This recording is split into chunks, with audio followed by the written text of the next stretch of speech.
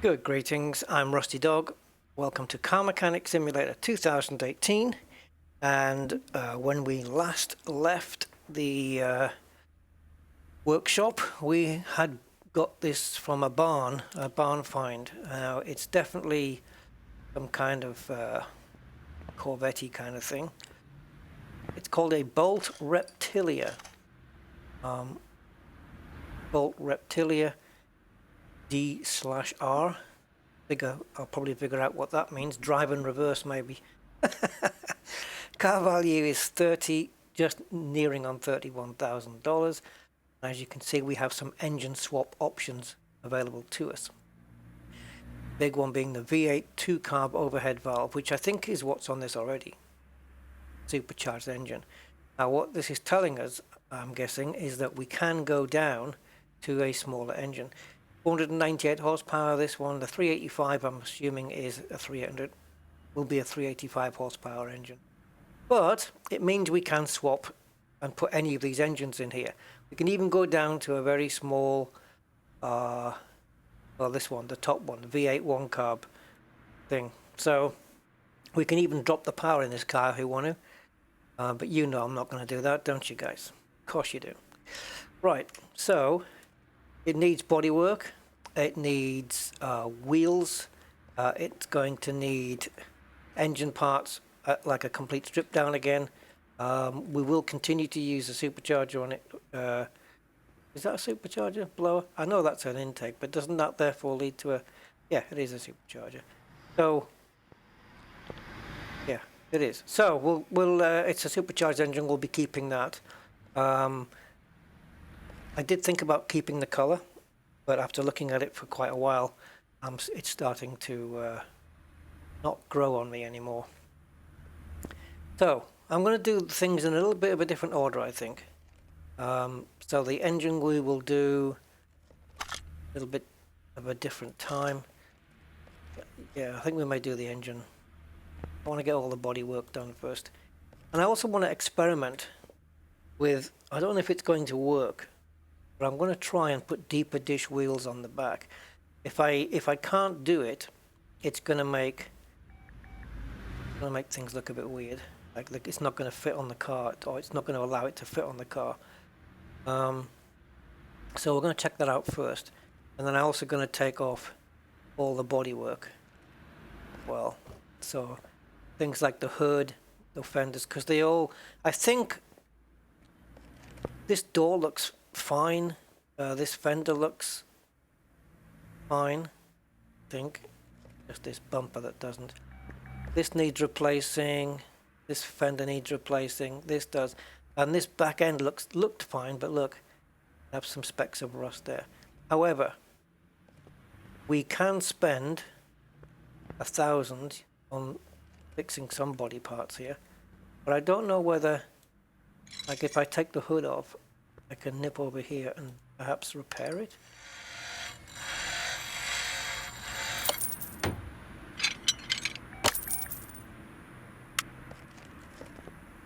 I think if I get to put it back, that I may have the same color. I don't know. Yep. There you go. So we'll get the car sorted that way. Back out and back in again. Take this off. That. See, that brings the mirror off as well. Can't seem to get to the rear. I'm going to take everything off anyway, because I don't know whether... I honestly don't know whether it's not exactly 100%. Come on. Just wanted to say... There we go, front bumper. So what is this then? If not the front bump... Oh, well, actually, that's not the front bumper. But this front bit of bodywork... Or maybe it's... Oh, look, there's a mark there, so it must be... It must be able to be taken off. Taken off. I don't know what the part is. And this, it says suspension.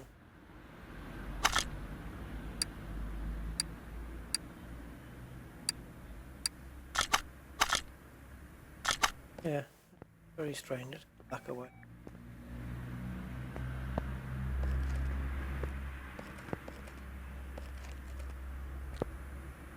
If I can't remove this, then welding is going to be the only solution. So what we're going to have to do, it's going to cost me $1,000 just to do that then. So let's repair what we can here, because at least the color retains the same. Does that make sense? Retains the same? I don't think so. Okay, we got everything back to 100% there. This is leftover from last time. Don't know. Oh no, maybe was it? Ah, it might not have been, because I know a front license plate did come off this thing. Well, oh no, it's still there. Okay, fine. All right, let's assemble. Put the door on. That leaves them to go.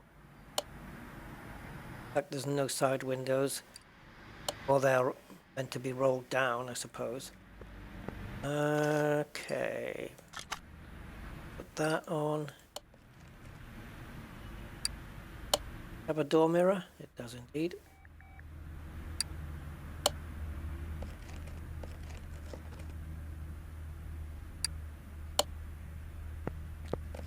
Alright, so that's looking right.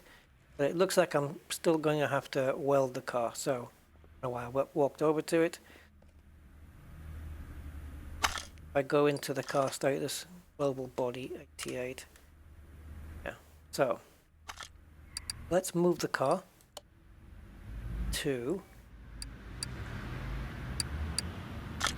C. Put it over here, right next to the old welding machine. So we're going to move this, the only place it can go.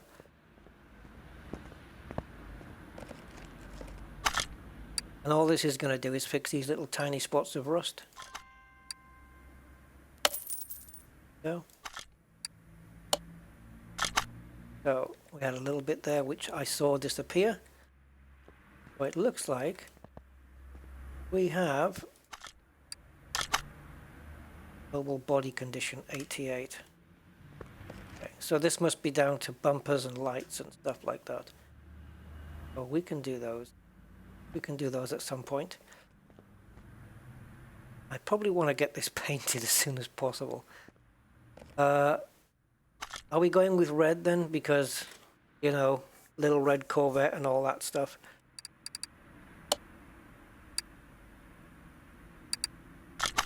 So already in the paint shop, guys, even though this is a non-running car, it will not run. No way. I think we're going to go with the pearly, because that's kind of a simulation of gloss. Don't want the metallic on. And the problem here as well is that the color looks completely different here in this lighting. Does outside. This would be the color.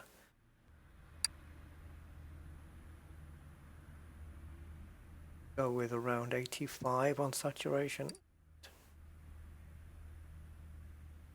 Nice blood red is good too. But I don't want to go too dark. Stick it to 85, 85. No livery. Oh yeah, we do have something. Go is. Oh, okay, that puts a little grill on the front. Don't know what number 2 is doing. Any?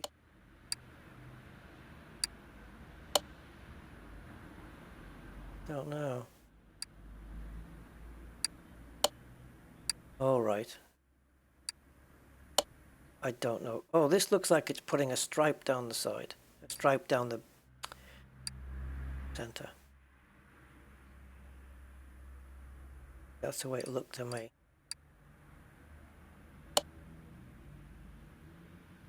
Okay, that's just all shades of wrong, because if the stripes don't go down the hood, then it ain't no good, is it?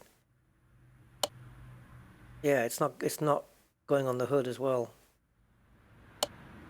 See, it's just not affecting the hood. I don't know whether you can paint that part separately.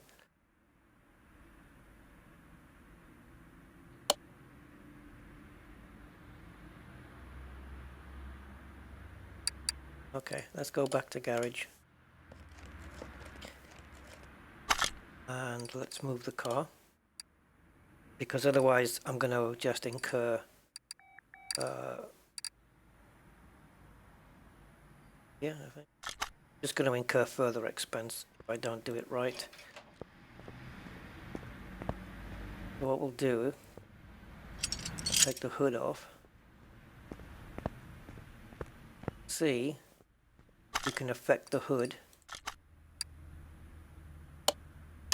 with those livery options.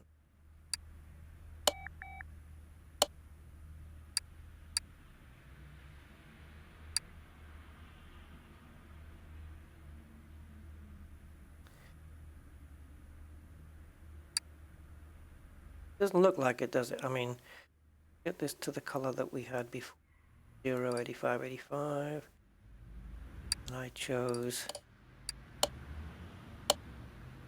pearl, which I suppose is the gloss, but let's stick with matte for the moment. Now you see, it doesn't have the same livery options. That is very strange, and all the livery options that it does have don't seem to affect it in the slightest. See, now what you can have here as well is, if we let's just brightness down. Here's the brightness down. We can have a matte black bonnet. It's a thing, isn't it? How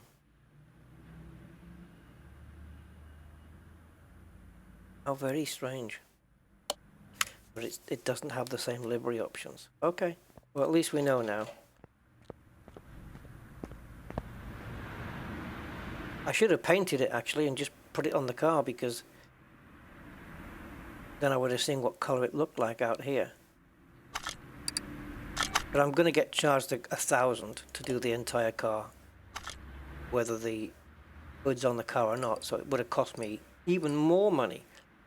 Something's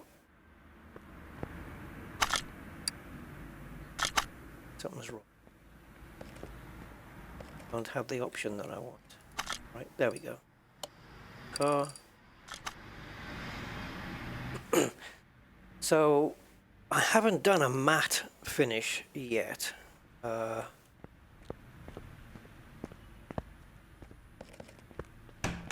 And I don't think I will on this car, to be honest. So, red is always, at least from my experience, always the start of the scale. It does look good in metallic, if I'm honest. But that yellow I did on the Porsche last time just caught me out. See, this I want. It might be too shiny, but there's lots of lights in here. So we'll just stick with pearl red and go with that. Alrighty. Now, move the car, and now we'll get to see what it looks like.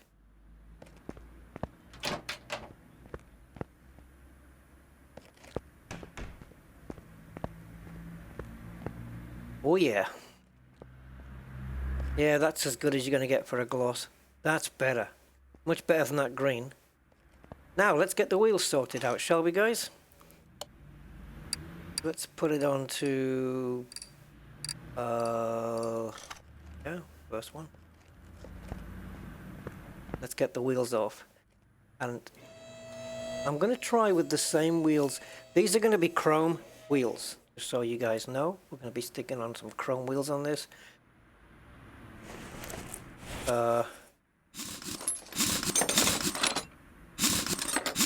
We may actually have some Corvette rims in the shop, but we'll have to see. Because I seem to remember looking at some rims and saying, ah, they're Corvette ones. But they're not sporty rims, but they are classic kind of Corvette style.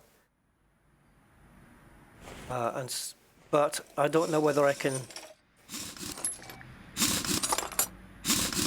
I don't know whether I can deep dish those. I just want to make the rear a bit more of a deeper dish, if it will allow it.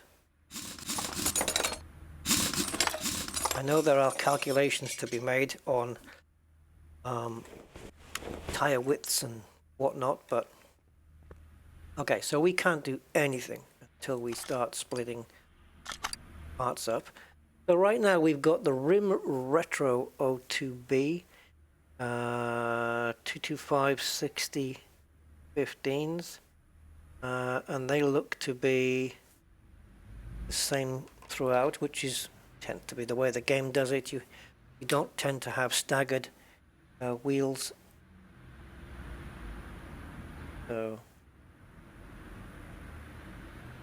and maybe, guys, maybe you can jump up to 16-inch as well. No. Well, let's separate the parts. We'll have to ditch the tires. We'll get some more with the nice Americanized white writing sides, because we don't tend to do that here. Do that as more of an American thing. And on the vintage cars, at least, or on the older cars, it looks really cool. Especially on like the the drag cars and stuff. I mean, the white lettering looks really good.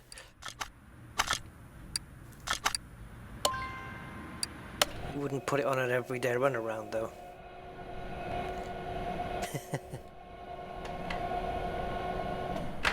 A bit of extra bling though, isn't it? It's quite nice.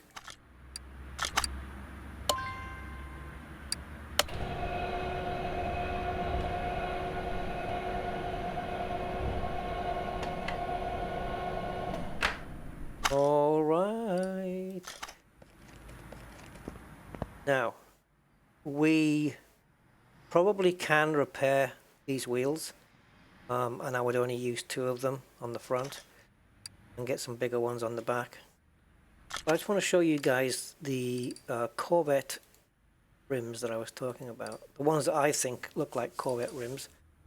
Probably get away with these as well. Now if you know the Corvettes, you'll probably see it before I will.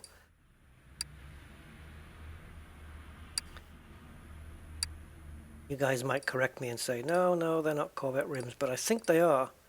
I do think they are.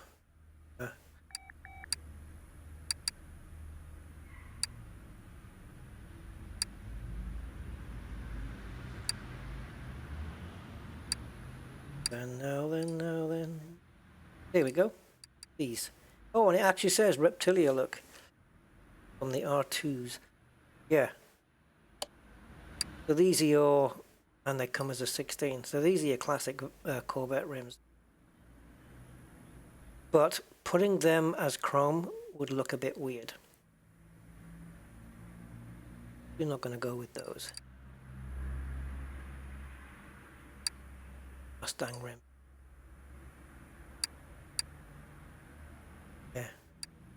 They look nice and deep dish, don't they? Oh, they would be nice in chrome, guys. Now, if I show negative, oh, does it go negative? It doesn't. $50. I want to know what it looks like. That's a big offset. I think it's basically going to, what it's going to do, the ET, is going to change how deep, like from the center of the hub to the outer rim, I think it is. I think it's this depth here. But you wouldn't want to add too much, I don't suppose, to a rim that already looks like it's a bit deep dish. I hope I've got these right, but this is I want to just get a rim and experiment. See, I don't think you could do it on this. I don't think you could change the ET on this, can you? Oh yeah. I don't see how, but maybe, unless I'm totally mistaking what it does, what ET does, apart from phoning home.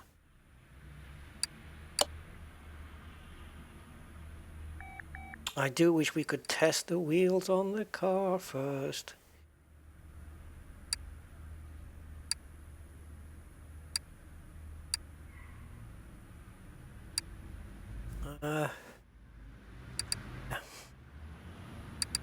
Don't know. Alright, let me just come out of here a sec. We'll go with... So we're looking at Rim Retro 02B. Okay, Rim Retro 02B. Now, as I said, I'd like to change the size of rims, 16s, which would mean the 225/60 would have to change. It would have to be maybe 225/55, 16.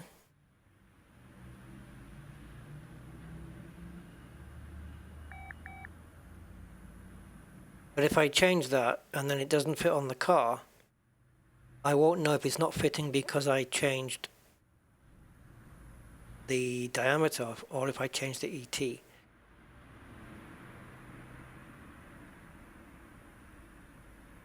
So I could take a big risk and buy a new front and a new rear, see what happens. But it's going to cost me 2 new tires as well.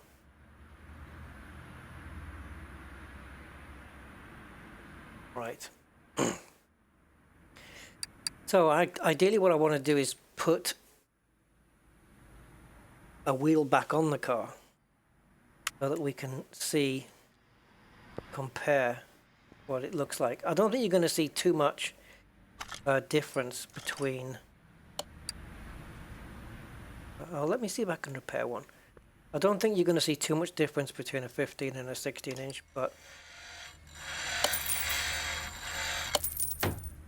Okay, so I think that's one wheel repaired.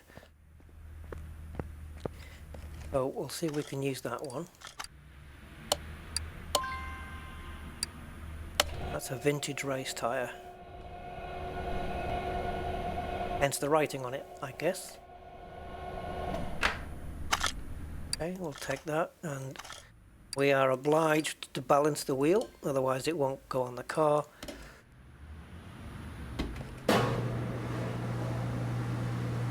I won't do the chroming until I'm satisfied with what I have.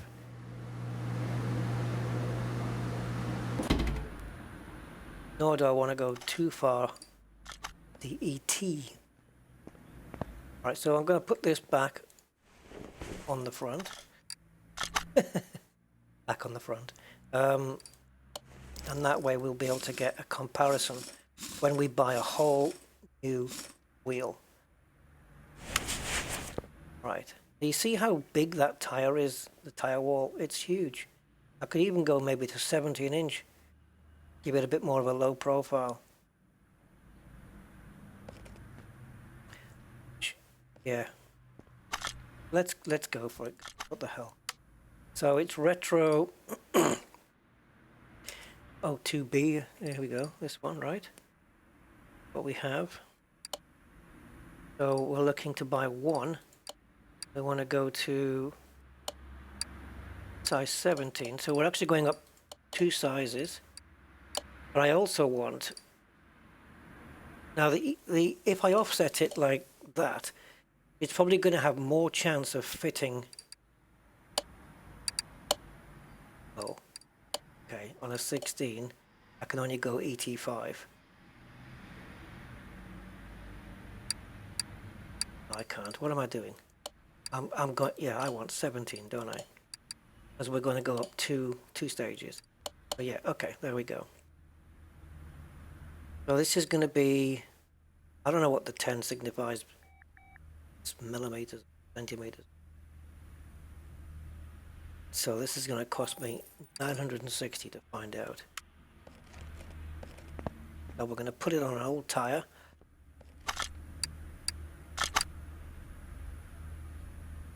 This is a... Oh, it's not going to fit on that tyre. Of course it isn't. Silly. I need a 17-inch tyre now.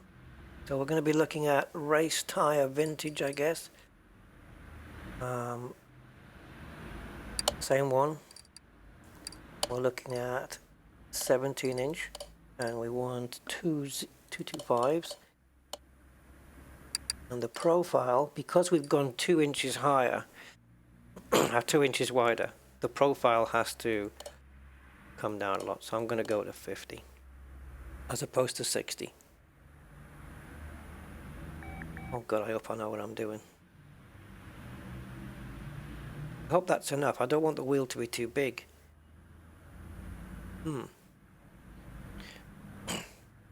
Let's have a look. I'm going to do some calculations here, guys. Just get my calculator out.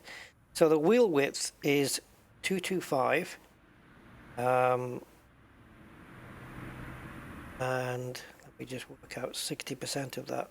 So 60% is 135, but that would have been the tyre wall, 135 millimeters. Plus, we had a 15-inch rim, so now we're 2 inches. We're 2 inches wider. You see, this is the problem. The tyres are in bloody millimeters, and the rims are in inches. So we got two more inches, which is 5 centimeters overall. 5 centimeters. Yeah, it's 5 centimeters wider. So we need a 5 centimeter shorter tyre wall. So 2.5 centimeters on either side, shorter than what we have now. So what we're looking at is 110. We want 110 millimeter tyre wall, I think. So if I go 225, 50 profile, I get 112. That's the closest I can get. So it's going to be a 2 millimeter bigger wheel. It's going to be a 2 millimeter bigger wheel overall, and that is fine. So, but we've got a 17, 225, 50. Well, guys, I do seriously hope I have calculated this right. So we're going to put a 17-inch rim on a 17-inch tyre with a smaller tyre wall. And then we're going to put this on the back of the car. Oh, look. The offset doesn't look like it's changed. It's a bit of a disappointment. Doesn't look like... So unless I'm reading it wrong. See the lip here, it looks exactly the same. That's a disappointment. Unless it's gone the other way and it's just gone deep, so this tyre will now go deeper into the car. Not what I wanted.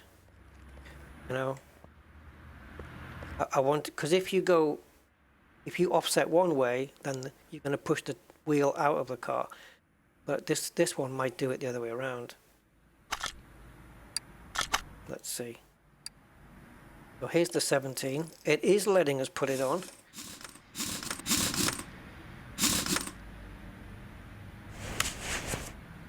As you can see, is it sticking a bit further out? Looks like it might be. I know. Can you physically see the difference between the 15 and the 17? Yeah, I think you can. I think you look at the rims. Look at the difference in the rim size.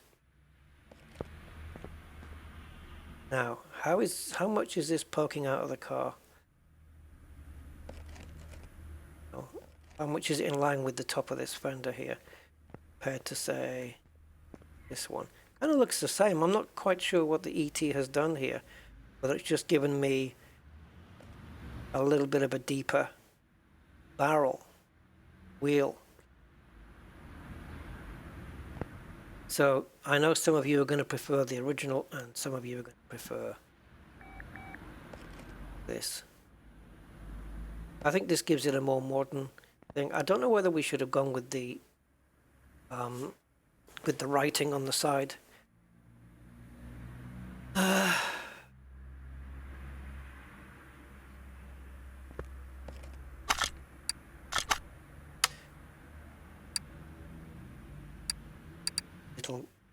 A little thin white wall here would be cool as well. That'd be nice. But this one looks nice as well because it's a modern race tyre and the writing isn't so big. I think, no, the writing isn't so in your face there. Same with this one. But these are slicks. These are racing slicks. We can't put those on. Yeah, so I don't know. The offset doesn't seem visual. I don't know.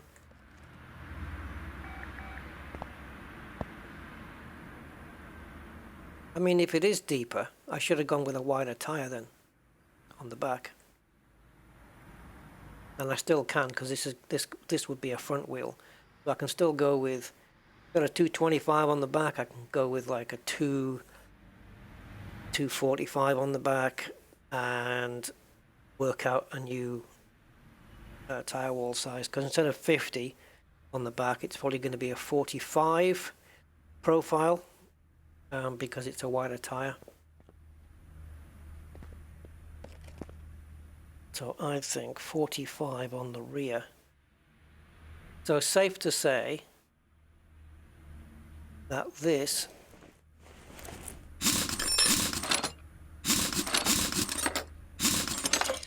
has had its day.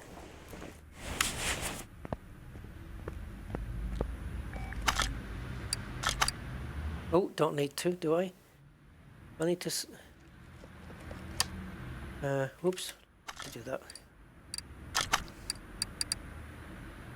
Right, so I'm just going to sell everything.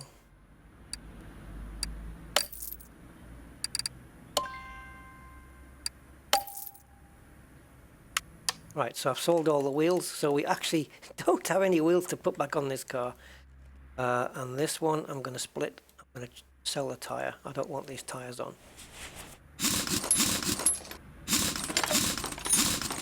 Trust me guys, I think I might know what I'm doing. It might not be to your tastes exactly, but I've got it in my head what I want to do.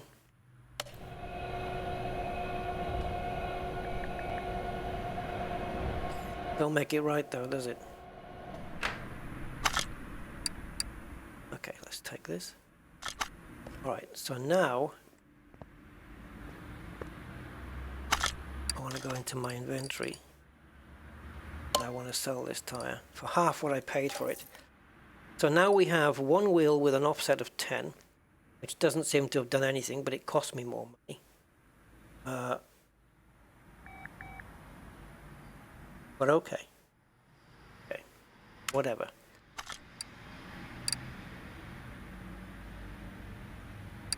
I go to the wheel, do the tyres first, then while I'm here. Buy 4 tyres. So I need, instead of the vintage race tyre, we'll put some more modern ones on. Okay. So I need 2 front tyres. So these are just going to be the standard 17-inch rim, which is, you know, 2 inches up from the 15 that we did have. We're going to be 225 on here. The profile is going to be 50. These are the fronts. Okay. Now we need the rears. We need 2 of those. They're going to be 17-inch as well. These are going to be 2 4.5s, and I'm going to say that the profile will be 45. And my calculator is going to help me if I can get close to 112 or 110 meters for the wall. So 245 multiplied by 45% is 110. That's going to mean that the rear wheels are going to be wider, but they're going to be 2 millimeters smaller. Are we really going to care? No. The overall diameter of the entire rim and tire is going to be 2 millimeters smaller. Well, the tire, not the rim. All right, so we got those. We have to make sure that we put those in the... well, let's get the wheels. We have to make sure that we put those in the right places on the car. The rear ones go in their place and blah, blah, blah. All right, so we need 2 front wheels. So this is just going to be very simple. 2 size 17s with no offset. Okay, and then we want 1 more of these size 17, but with an offset of 10. Oh, I hope I've got all my calculations right, guys. Right, now we're going to go, before we put them together, we're going to go into the paint booth. Oof, this door smacked me in the face again. And we're going to paint all of the tires. No, we're not, because we're going to paint all of the wheels. We're going to paint all of the wheels. English isn't best friend, is it? I'm going to paint them all chrome. I think it's just going to be a case of upping the brightness. There we go. I don't want to go full bright because that's just crazy. So perhaps let's go back to our friend of 85. Is that too much? I don't want to go too much though. I don't want it to be too crazy, like too shiny bright. Maybe like if I drop the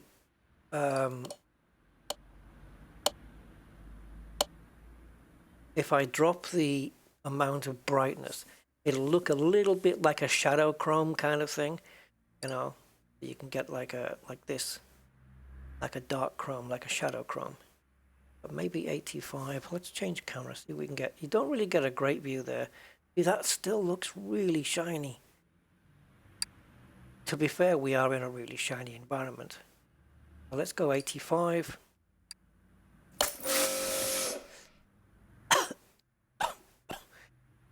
Really should have put my mask on. Okay, now well, let's paint another part. Guess this. Or is this the one that I've just painted? Let's do this second one. Gonna come down to 85. Choose chroma.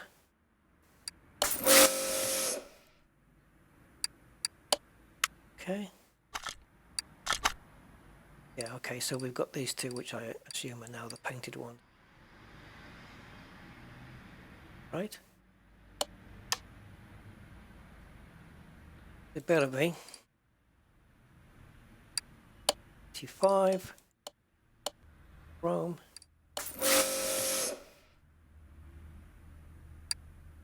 Maybe we can't select another part now. Instead of having to go back and use and paint. And now this should be the last one.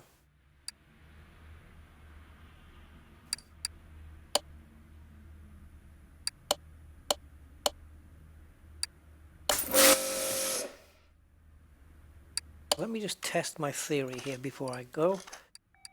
We're all done now. So this should now be a chromed tire. Oh, wheel. Showing it as, is it? Does it show in my inventory? But I won't know until I put the wheels together.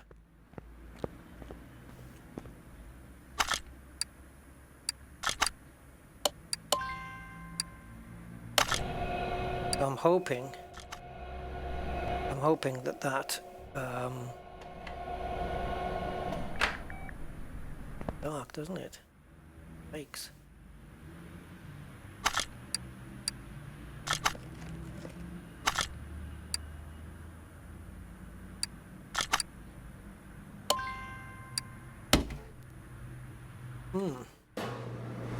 Wow. It looked nowhere near that darkness. But the paint booth is a bright environment and the garage is a dark environment. So Really difficult to say. I don't know what the hell this wheel is. Oh, it's an ET10, so it goes on the back. So let's see what we get.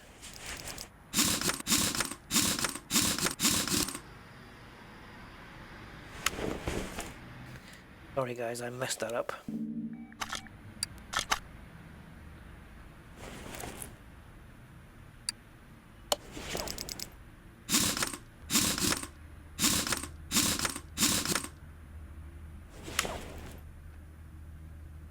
Okay, looks okay. Yeah, it'll be brighter when it gets outside, that's for sure. Looks a bit more racy now, doesn't it? Bigger rims. So it'll have better road holding now anyway.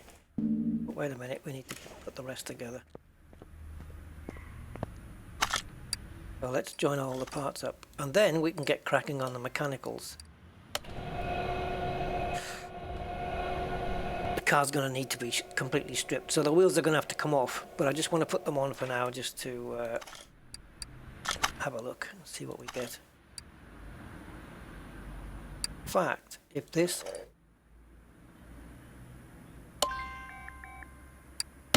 is a front wheel, we can just put that one on.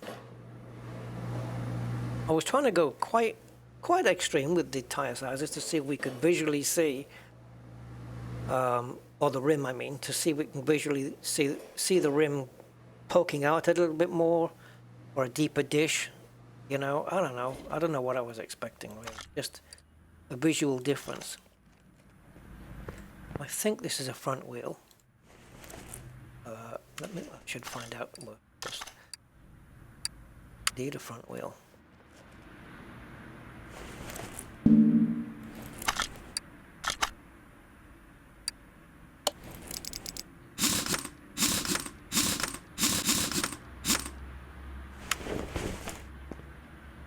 You guys reckon to that? It'll look better once the supercharger and the blower is all air intake is all. I don't know whether we can chrome that up. That'll be interesting. You guys, what do you guys think of this? Don't forget, drop comments, let me know what you think. Made the wheels obviously, the wheels are wider diameter, so the tires have got a smaller tire wall. Remember how thick the tire wall was before? Oops. Remember how wide that tire wall was before?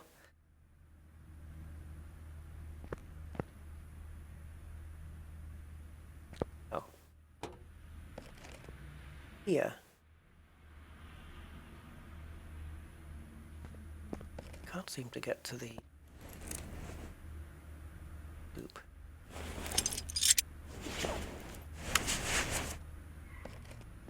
See if I can just do a quick. What? Are you not going to repair?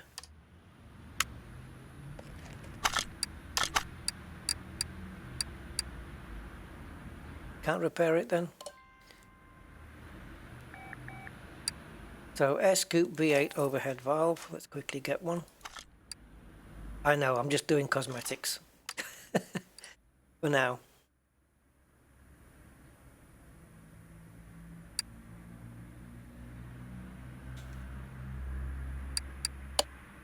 So we'll just quickly purchase a new one. See, can't be fixed.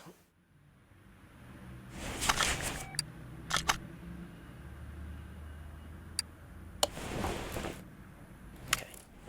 Oh, we got a part missing. So yeah, that kind of gives you an idea. These outlines would stop happening. What the car would look like. Doesn't that get in when you're driving? Doesn't it get in your way? You know, you've got a huge piece of your vision cut off there. Might be a kid running out and you can't see. Can't see because the. Oh, I'm sorry, I ran your kid over. I didn't see him run out because my blower was in the way. My air scoop. It's not a blower. Air scoop. Yeah.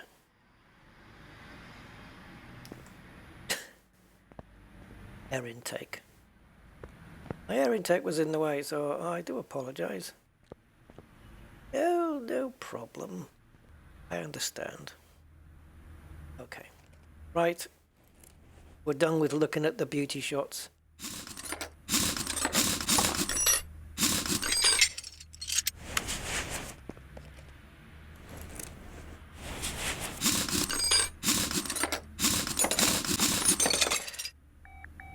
So what we'll do, just to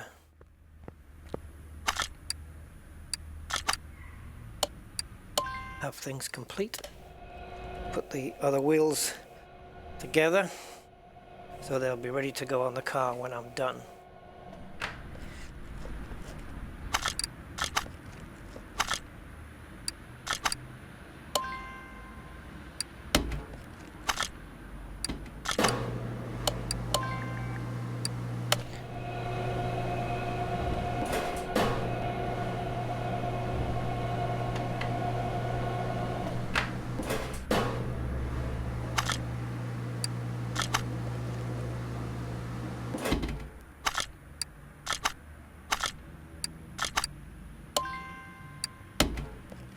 Okay. So that's the wheels and the bodywork more or less sorted. The bodywork still isn't 100% perfect, but hopefully we'll be fixing that before the car leaves the shop, before we sell it. Alright, so now we have 4 wheels, tyres done. 2 rears, 2 fronts. Rears are here, 2 fronts are there. Big 245s on the back, and the game accepts it as being a thing. So now, last time I think I did the running gear first and then we did the engine. So what if we do it the other way around now, where we actually just do the engine?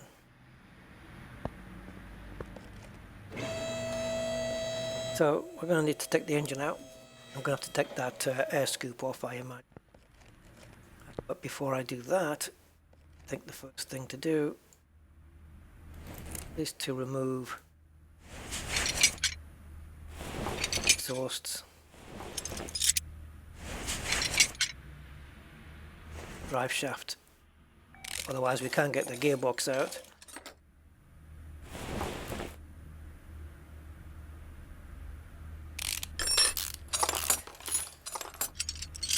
Okay, let's have a here.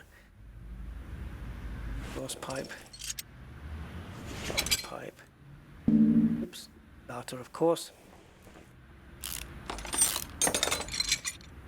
Now I'm not going to take the engine out until I've inspected missing parts. I'm hoping there's not going to be any down here.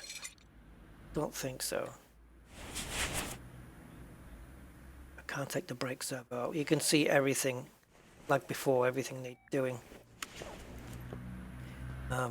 Okay, so I just need to bring the car down a moment before we arrange to take the engine out. What we're going to do is right click and go to part mount, pretend to mount parts. So everything that's lit up in white is what needs mounting. Now, I didn't take off the exhaust manifold and it's missing. So that was clearly missing from the very beginning. And this fuel filter, so that was missing as well. So I'm going to need to write down these missing parts, because when I replace engine parts when I go shopping, I'm going to have to remember to also replace missing parts. So like this one, we have a rocker arm missing as well. What's deep inside the engine? Wait a minute. Does that mean the cover's missing? Engine cover. There's a head cover there. There's not here. And the reason it's not lit up in white is because it won't until the rocker arm on the car. So I also need one of these. And it's probably going to be called engine head cover A.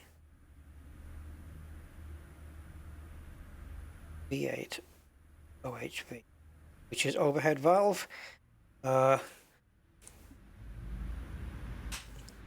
Okay, so I think that, and then there's also exhaust.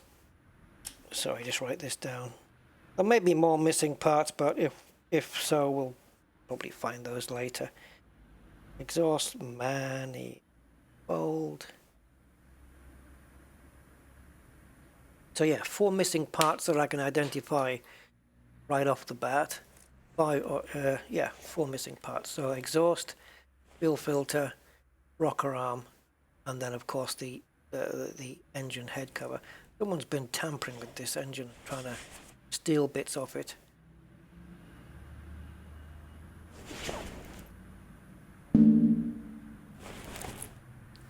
Is it not gonna... Can I go... Yeah, there we go. Take the brake servo out. Might as well. And for the battery. I don't know what condition the battery's in. So yeah, the running gear will do last, and also the fuel tank and the fuel filter as well. In fact, let's do the fuel tank and fuel filter now, because that's kind of crucial to the running of the car, although we may not be able to get the fuel tank out. May not be able to get that out. Oops, don't need that. So let's get the old fuel pump out. May not... Oh, we can! Awesome. Brilliant. Okay. So, at least we can get the car running before we do all the brakes and suspension. Not crucial to the car running. Right, let's get the engine crane and see if we can pull the engine out. It might not let us initially because I need to take bits off the car, which I'm going to do now just in case. But I have a feeling I'm going to have to get rid of. Get to it. No. I'm going to have to take this off. And I'm going to take that off and that off, although I probably didn't need to on those. Yay! I have a successful engine pull out, leaving the radiator, which I suppose may as well pull out. Now, I don't think we'll have an ABS module in this. Very much doubt that. So, add the engine here.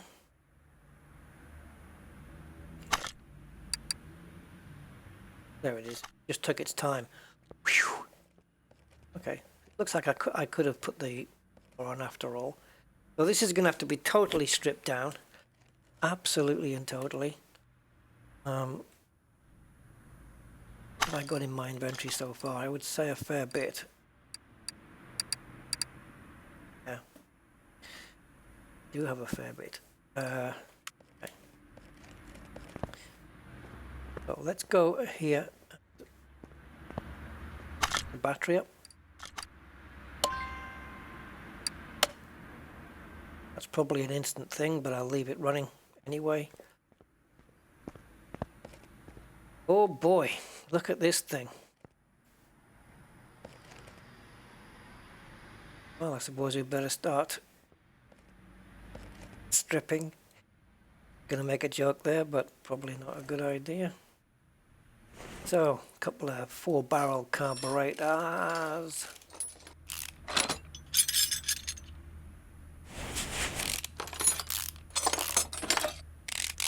I think I need to increase my... Oh, it's been a while since... I've been using this game a good while, but I do think I need to increase my sensitivity.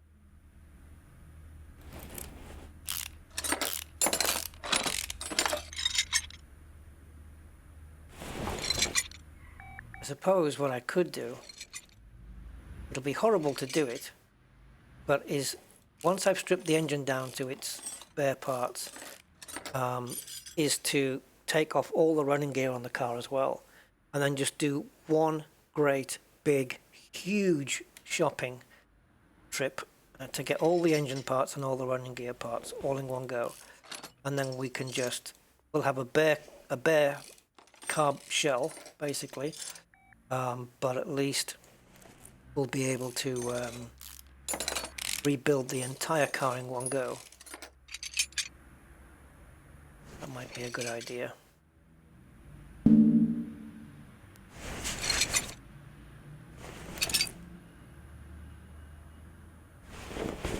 Okay, yeah, need to take the cables off first. So let's see if we've got all the clips on the distributor.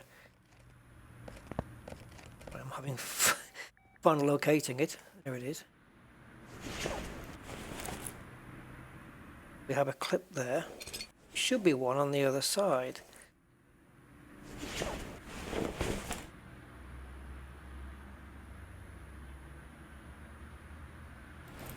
Looks like the thieves couldn't get to that one.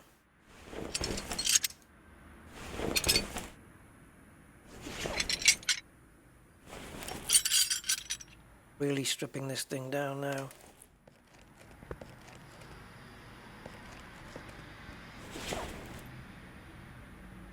The size of the supercharger. They're a bit smaller these days, but I'm sure this had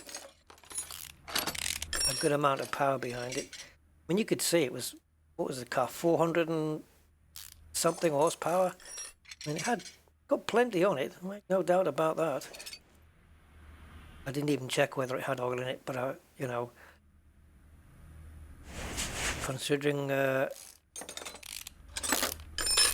my other previous barn finds have had no oil. It would be nice if they occasionally did, because it would be nice just to see a situation where you have to drain the oil before removing the engine. And if there's always going to be no oil in these barn finds, it just gets to a point where you just never check because you're just so used to it. It's not really a good thing. You want to be kept on your toes. Finicky little things. Then I've got these little epoxy valve rods to take out as well.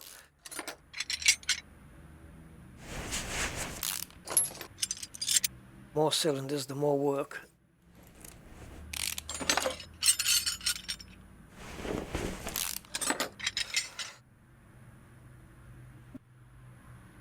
Okay. Get the sparkers out.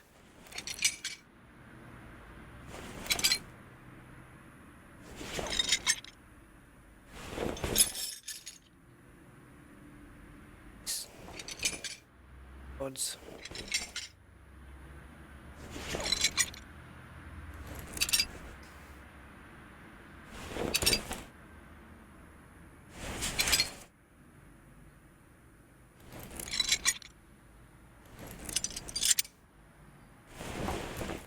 Right, now we can finally get the cylinder head off. Now we're down to the pistons. But we need to do that this side as well. And there's the missing rocker. Thieves have been at it. Or the guy needed a part, the guy I bought it off needed a part.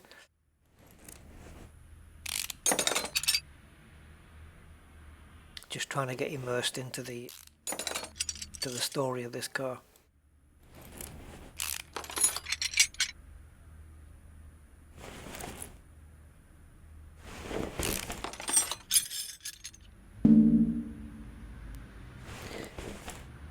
Just had a thought whether to go custom on this, whether to put some performance parts on it, guys.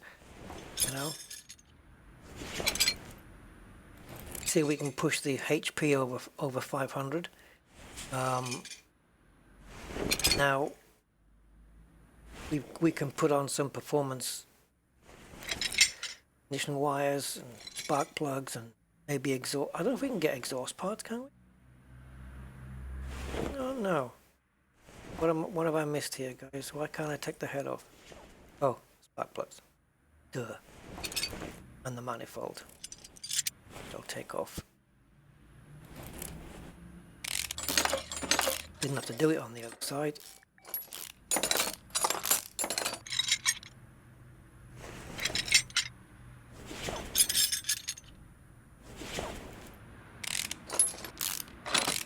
Yeah, maybe fit something like a performance gearbox as well, and see where we go there. I wonder if it will tell me the car status without an engine. Yeah, 498. So to increase it by another 2 horsepower isn't gonna be a great task. How about we set ourselves a little bit of a goal here, and we go for we want to get the horsepower beyond 500. That should be easy, but I want to get the newton meters of torque beyond 1,000. What do you guys reckon to that? For the car value now, 16,000. Yeah, because it hasn't got an engine. Yeah, let's see if we can push 1,000 newton meters of torque out of this thing. Yeah, why not? Why not? I've only customized one car really since the last one I did, so why the hell not? Oh, look at that! What the hell? How did that happen? How did that piston just come out? No, no, no, no, no, no. Okay, so that means that there's a part missing. The part that screws that piston. How can that go missing without smashing the engine to pieces? That can't just be missing. That's just bizarre. This game has really had a just strange little fart there. I'll show you guys what I mean. If you know about cars, you'll already know what I'm talking about anyway. But that piston should not have come out. See? What the hell? Any more? Any more green pistons? No, they're all yellow as it should be. Okay, I'm going to show you why that shouldn't have happened. If we rotate the engine. Okay. Now the pistons, as you probably know from previous videos, are held on with these rod caps. Now, that means that one piston didn't have a rod cap on it. Now, if that rod cap comes off while you're driving, think of this, that the piston is, you know, it's rotating up and down inside that chamber so many times. It's so fast, and then that rod cap comes off. That you're going to destroy your engine. I mean, yeah, but in this game, it's just fine. So I'm going to put down for another missing part is a rod cap. Oh, that's scary that the game can do that. You know, you can have a good engine and you think, why isn't it starting? Why isn't it starting? Because it doesn't have a simulation where if you start it with a rod cap missing, that it'll blow the engine up and you've got to start again. It doesn't do that. Yeah, maybe it should teach you a lesson. But I don't understand how a rod... Oh, wait a minute. I do understand how one went missing. Yeah, perhaps there is a good reason for this. The fact that that the engine didn't actually have what we call a sump or an oil pan on it meant that the rod cap was accessible from underneath the car anyway by a human, because it didn't have because it didn't have a thingy, it didn't have a cover. Get this off. Oh. Yes. Okay. I will accept that as an explanation. Because it didn't have... I don't recall taking off. I've just turned the engine over right now and you can see there was no... It didn't have a bottom. So... Yeah, I'd call it a sump. But oil pan or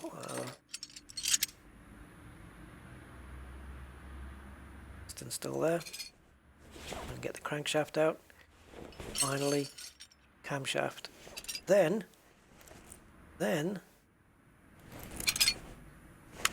so what we're going to do is we're going to jump over to here and try and repair everything. Let's have a look at my inventory first and just see what kind of amount of stuff we're looking at.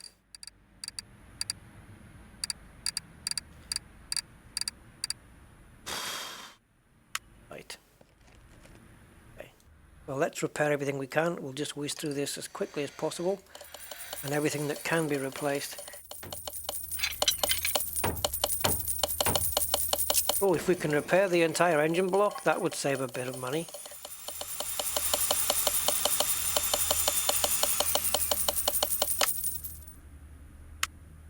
Okay, I don't know how much of that we did get. Look. We do the engine block. Right, so we need a new fuel tank, but the fuel pump is repaired. So we can get a fuel tank now and then get that put back in the car. So it's done.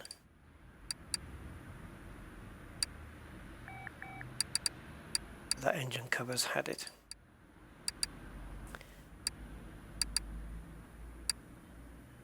Did well on quite a few things, including the main engine block. Wow, wasn't expecting that. Obviously piston rings, you can't recover those. Pistons tend not to get recovered either. You don't tend to be pairing those. It's just as easy to buy them. So if we go into part mount, we can at least put the engine block on. And I'm going to have to leave it that way. So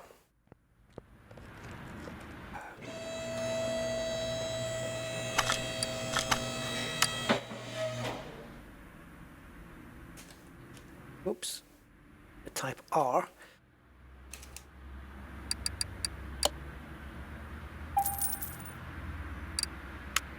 Know what I'm doing, guys? There's a method to my madness.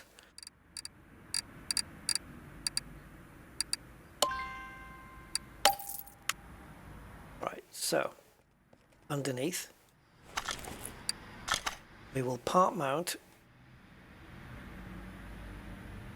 the fuel tank.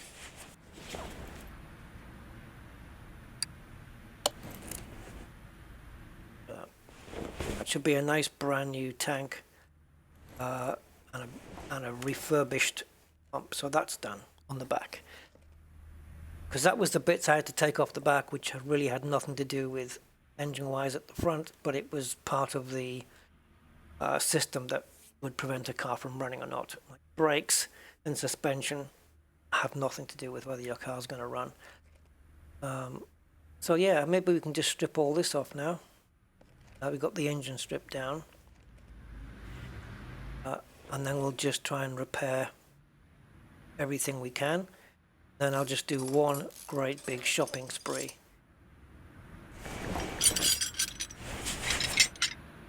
Which, yeah, it takes a while to do the shopping. But at least once it's all done and dusted, once we've been shopping, that's it. We don't have to bother with it anymore, and we can build the car from scratch. Now, let's not forget to decompress the, probably not the right term actually, disassemble the suspension. Get this out. Then do the inner and out tie rods.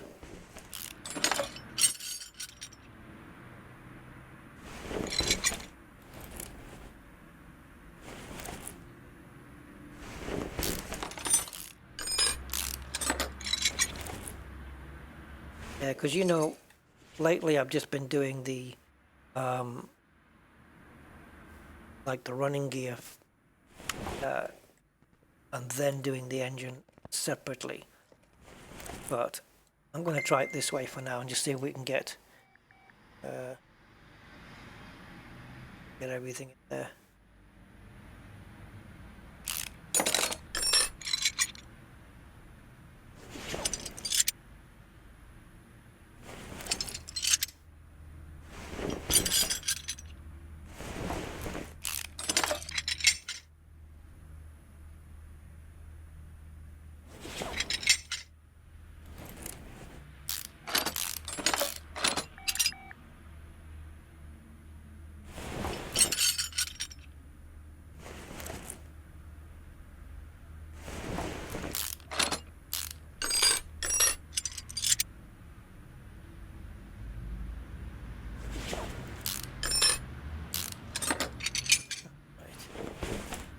rods.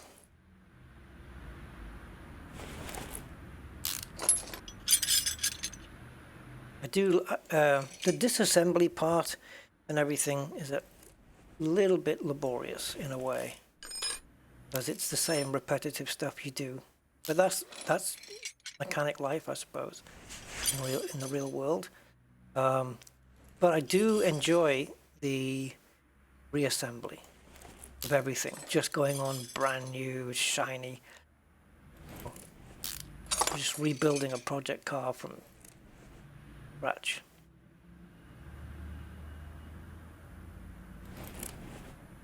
Tell you what feature you don't have on this game, something very trivial, but what would be nice is to just name your own workshop, and just name your garage. I don't think it would be a good idea to call my garage Rusty's. That might not be. That might not be the best move.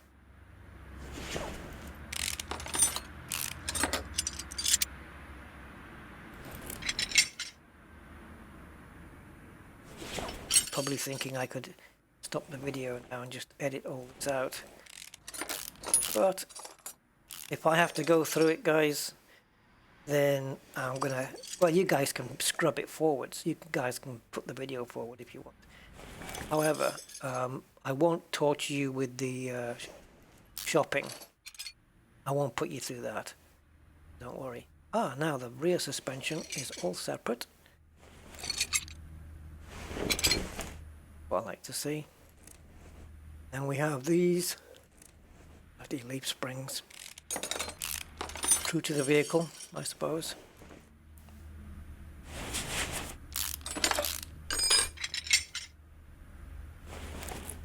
Let's get this light out. Then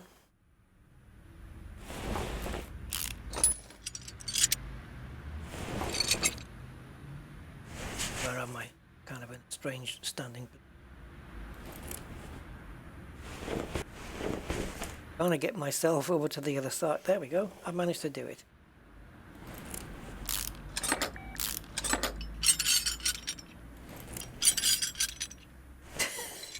Sorry, that make of brake pads there, Patron. It always reminds me of that fantastic TV series Narcos, especially season 1. That was a fantastic series, and the guys on there used to keep saying to Escobar, they used to keep saying "Sí, patron, sí, patron," and it just reminds me of that all the time. Just an obscure reference, but it does. It's how my mind works. Okay, we need to take that out. Oh, I just noticed that. There's even a proper rubber texture on that bush. I've never noticed that. Like, kind of nice. Little bump texture on it. Alright, we don't need to take the fuel tank off, obviously. Right, so there we go, guys. That is everything out. That's the running gear out and the engine. So we basically have body. Just a body. I'm going to keep the steering wheel on this one. That's kind of cool. That's the same one, I think, as we had on the Porsche. I think it's the same one. Looks very, very similar to me. Very, very nice. I do like that. Very, yeah, retro. I think that's the word I'm looking for, retro. Never been a fan of wood in a car. Not even in a Bentley or a Rolls Royce. Just, I don't know, fake wood maybe, but yeah. Okay, so I am now going to pause the video because I'm not going to put you guys through this. So let me tell you how I do this. First, I sort by condition because I want to get some kind of idea of what I'm needing here, right? So I've got all these parts that I can see. I'm going to try and recover some parts right now on my bench. Do that. And anything that I can't, well, this is what I'll be looking at. Seeing we've got a lot of parts. And then anything below the map is 100%. Okay. Oh, those clips that came off, they were... we must have fixed those, give them a nice little polish. So, this is how I do the order. I sort by name. That's the way to do it. That's the key thing. It does mix up the 100% with the other ones, but at least with these, you can see, oh, okay, I can go 1, 2, 3, 4, you know, and then you've got 6 more. That's 10, 11, 12, 13, 14, 15. And then you've got one missing, 16, right, which is the correct amount. But now you know you need to order 16 rocker arms, and you can do that all in one go. If they're sorted by condition, the rocker arms may not all appear together because it's going to be sorted by the amount of percentages, and then you'll be ordering rocker arms separately, which is no good. Certainly don't want to be doing that.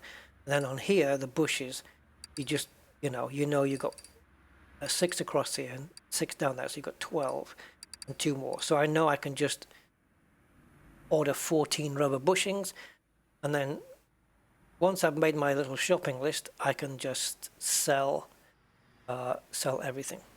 So the way I do with my shopping list is I use my iPhone, and I go to let's have a look. I go to the voice memo, and I just record myself saying all the parts, including these vital V8 overhead valve.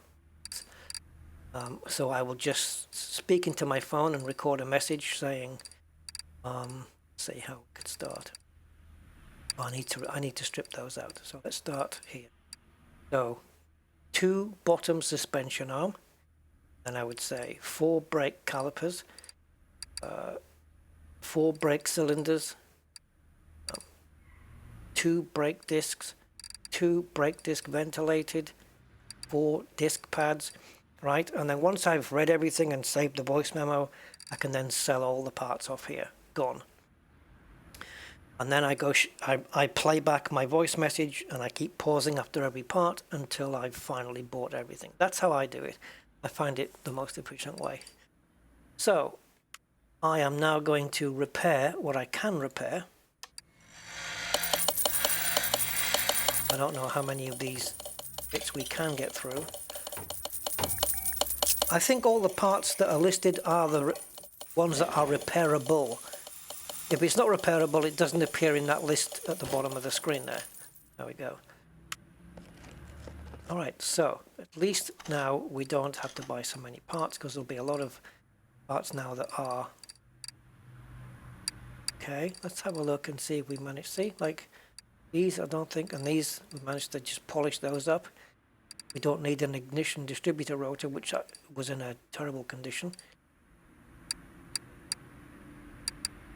So you can't do the rocker arms. Caps, we knew one of them. Yeah, so we've managed to get some bits now fixed, which is cool. I like that. Look, steering knuckles. These were completely rusty. I think the repair there has just been to clean them up.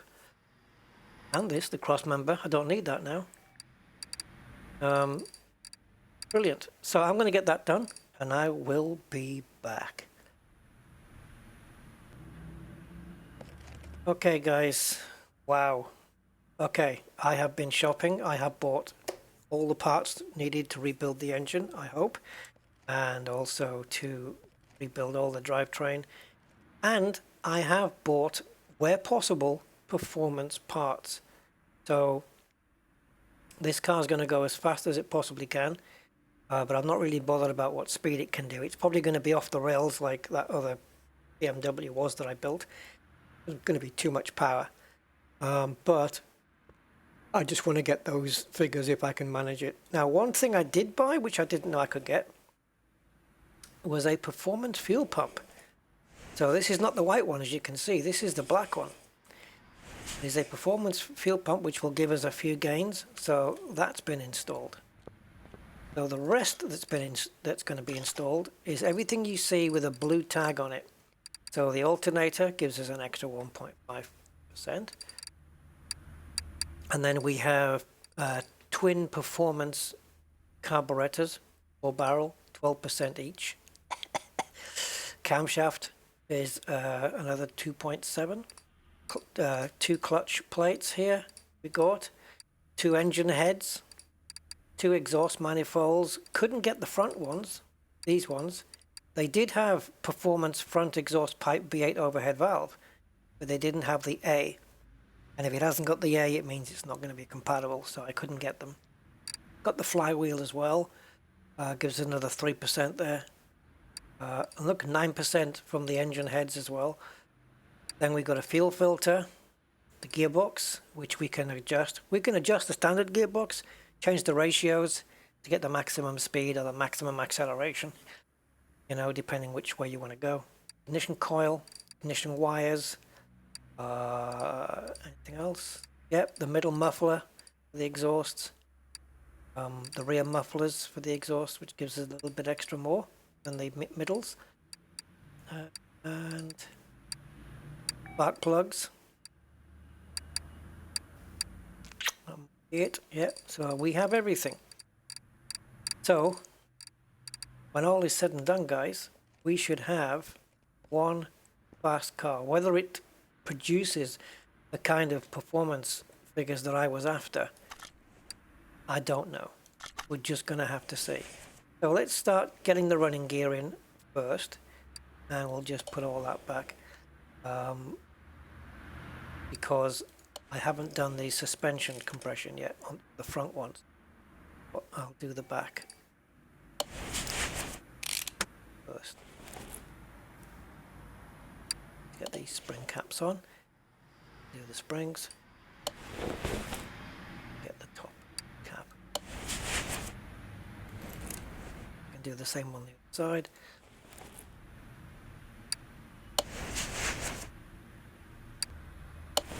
Oh, I know what I meant to do. Before I put any more parts on, when I had all the bits in my possession, I just wanted to see what parts I could paint, if anything. Nothing. Okay. You can't do calipers. You can't do. Yeah, you can't paint anything. It's a shame about the brake calipers. Be a nice little customization feature, I think. All right, let's put the knuckle housing on. Knuckle head.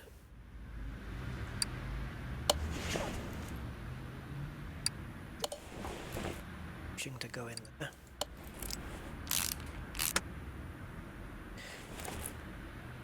To put the plate.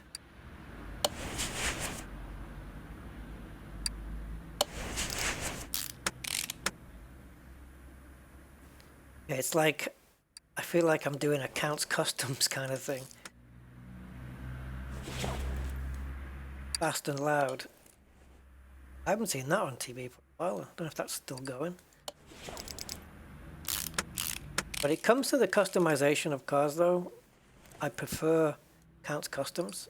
I think they do a nicer job. They've got better taste. I don't know. It's not that Richard Rawlings and his crew from Fast and Loud don't have good taste. They do some really cool, nice cars. Ain't no question about that. But the stuff coming out of Counts Customs is really tasteful, really nice. I'm not so much into the pinstriping, even though it's beautifully done by hand, painted. It's not; these aren't stripes you go, vinyl stripes you go and put on. They're hand painted on. They're just amazingly done. And those two idiots, well, Horny Mike. If you know the series, you'll know what I'm talking about. But Horny Mike, he's just a complete. But the guy is an artist. He acts the fool, but wow, that guy is an absolute genius. Really is. When it comes to custom painting, you know, that's the guy you want to go to. He's your man. Ain't no question about it. Horny Mike. Anyway. Don't get to do custom paint jobs on this. The only way we can get around this is to, I guess, make a livery for a car. I don't know whether you... Oh. Damn. That's a point. Did the right wheel go on that other side? Oh, till I take it off. Yeah, let's leave the wheels off for now, because I don't know whether I put the right wheels on or not.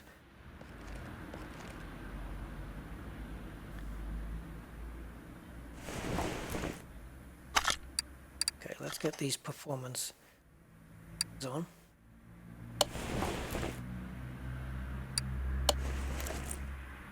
Performance middle mufflers. Nice and shiny, look at those. It's just a shame that the front ones aren't going to do the same thing. But hey, it is what it is. Those pipes. Slick.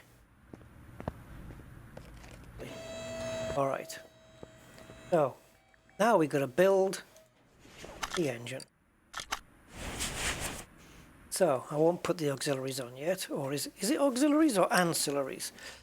It's definitely auxiliaries, but I don't know whether you could put ancillaries as well. Do the clutch. Woman's flywheel. Woman's clutch plate. Clutch pressure plate. The only thing that isn't performance is the thrust bearing, but let's be honest, there's not much you could do with that except for making one that doesn't weigh as much. Titanium one perhaps, but it's so much of a nothing.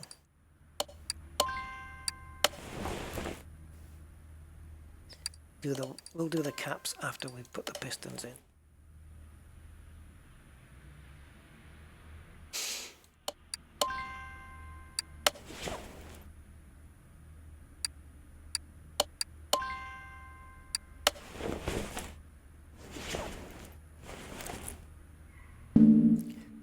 That light from the ceiling, oh god, so bright.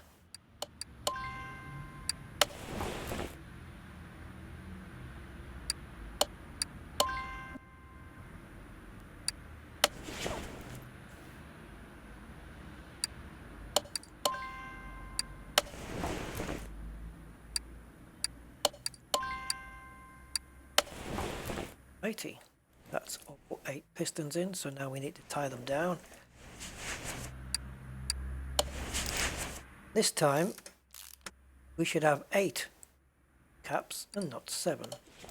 Oh, we need the you know what I still haven't bought is the base, and it's because I don't know what to buy. Although I probably could have worked it out by looking at the shopping list. It's probably going to be like it's going to be labeled V8 overhead valve, whatever it is. But we need to buy the sump, oil pan, or what you call it. I don't know what it's referred to, but I guess I'll find out. Once we've got everything in here, it should light up. So the next thing that needs to go, crankshaft in, camshaft. Oh, I didn't sell the other one. Look, camshaft. So we'll stick the performance one in to put the shaft bearing caps on. That should allow us to close the engine at the bottom.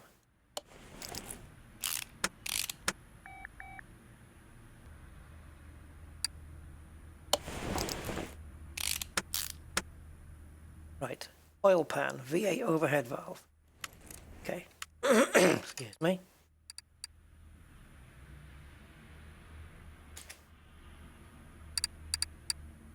So,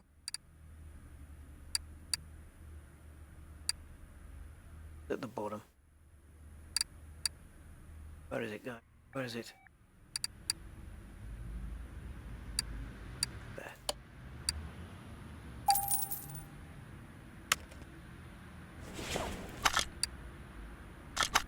Yeah, so this was missing, which allowed whoever it was to take that rod cap. May as well put on the oil filter then while we're here. Take a step back. Rotate. Now we can carry on. Whoops. Carry on mounting. So I guess. Yeah, let's do the heads. Right, so here's the performance heads going on now. 9% extra gain. Power. Lovely red covered valve springs. Gonna be all hidden away. these things in. These little fiddly things. Nightmare.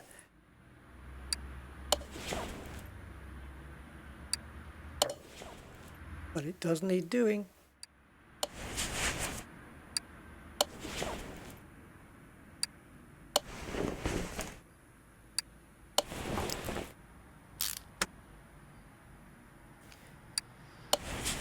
Two of these, 2 valves per cylinder, so 8 cylinders mean 16 rocker arms.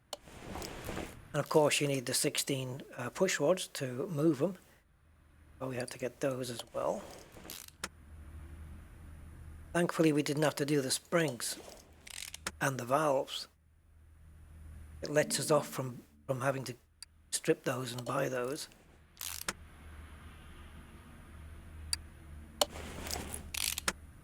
Don't know why.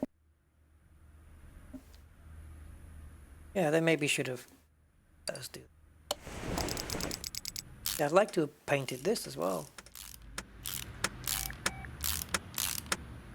Get this in a nice red, really nice. Okay, spark plugs I will put in, but I just want to do this side next. Get this one up to date.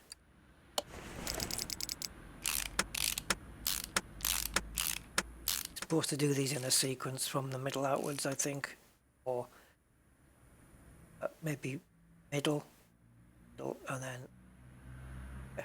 There's a sequence of doing it, but the sequence of what you which bolts you tighten first.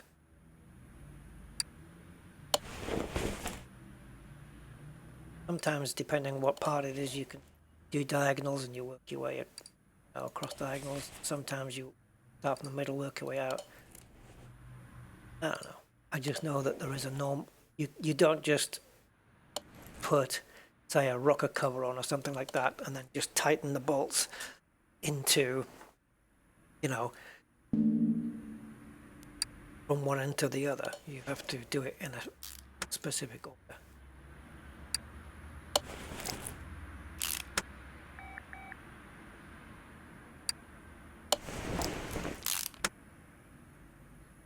It's just better that way.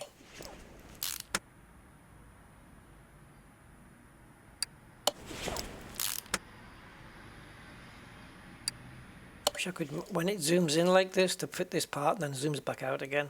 Kind of wish sometimes I could just make it stay there.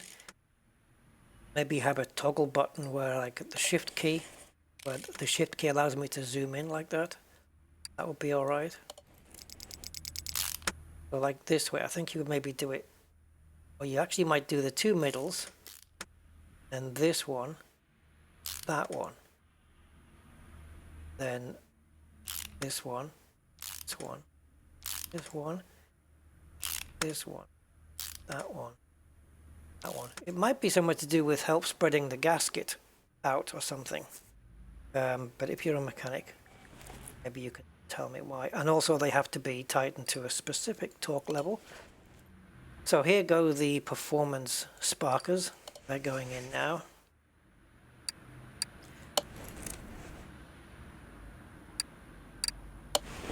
And we might as well get the manifold on, because that's sticking out like a sore thumb. Got a lovely performance manifold there. Fantastic. Do the other side.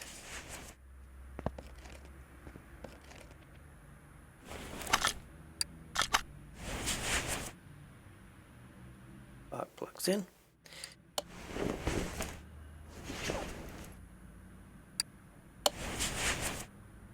I'm going to have something left over in my inventory when I'm done.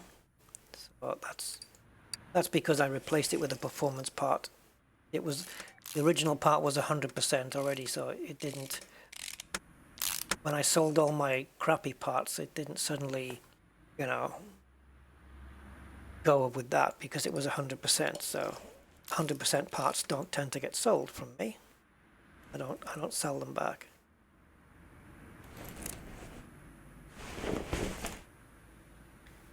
Okay, so I'll put this on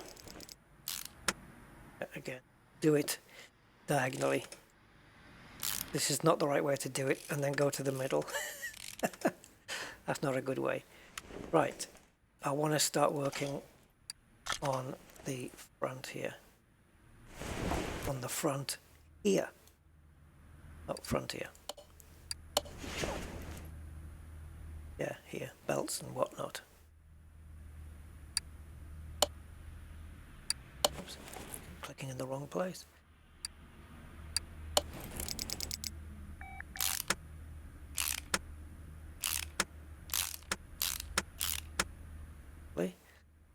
Okay, a pulley. Pump. Ooh, now then. I don't remember taking that off. Okay, I don't remember it. Okay. Oh yeah, because I remember the pulley. How weird is that? Probably not weird for me. Performance fuel filter and ignition coil. High power output.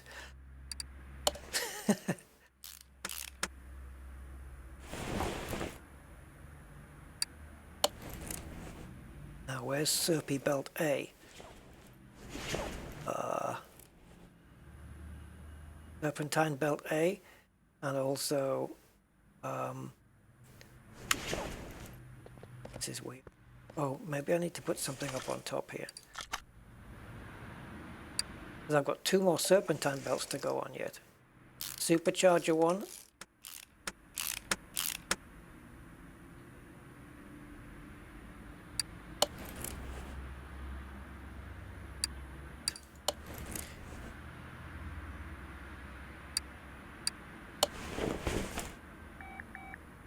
Red cables, wires,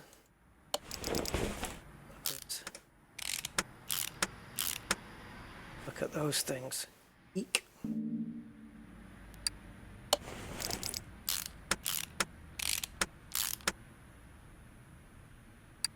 Nice shiny scoop air filters,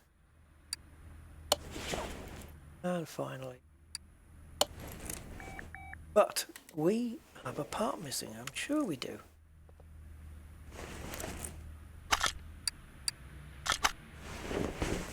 There she is.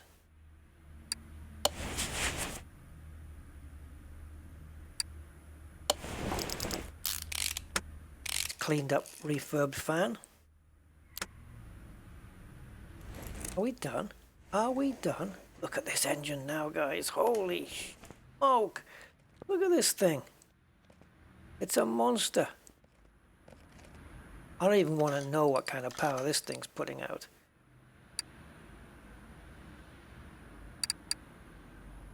What was that part that I needed to get rid of? The gearbox. 1,500 that was to buy.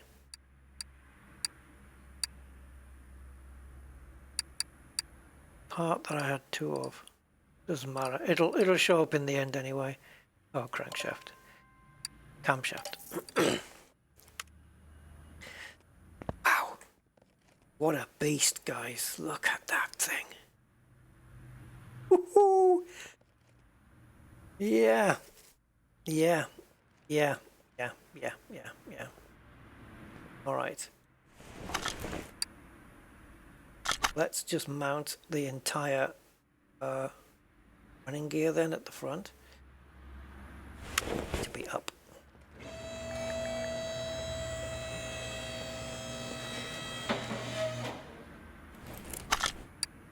Try to remember not to put the wheels on quite yet. So let's do the cross member first to make sense. Have the 4 bushings to go in on that.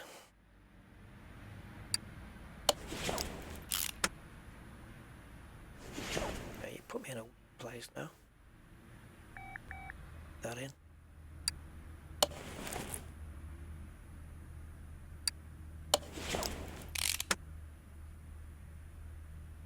In. And we have bushing to go in. At the back is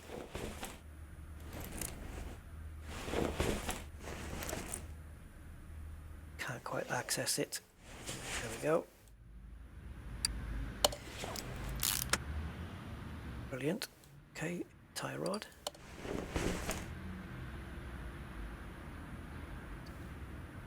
Gonna have to be the same on the side.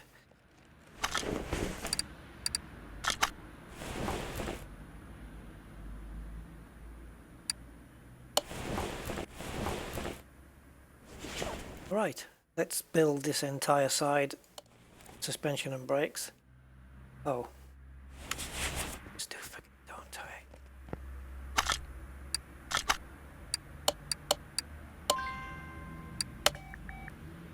Wonder why it asks me. In case I'm not sure, but I always am. I wouldn't make a mistake by going click, click, and click, and then not be sure. But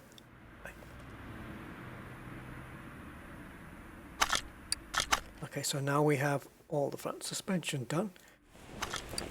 We needed to do because it needed doing where the fronts. Sorry, the rears did not. The rears were all separate.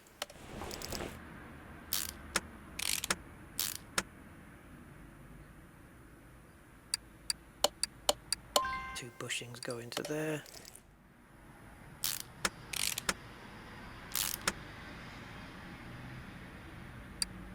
Here's the entire suspension assembly going in one go. And we just need this. The hub. Be a wheel bearing to go in behind that, because they're all is. Ventilated disc brake. And we know what's next. Patron brake discs, brake pads. Unpaintable brake calipers, boring grey. Cap. That's it. Oh, that's not it. Let's see. This. And the outer tie rod.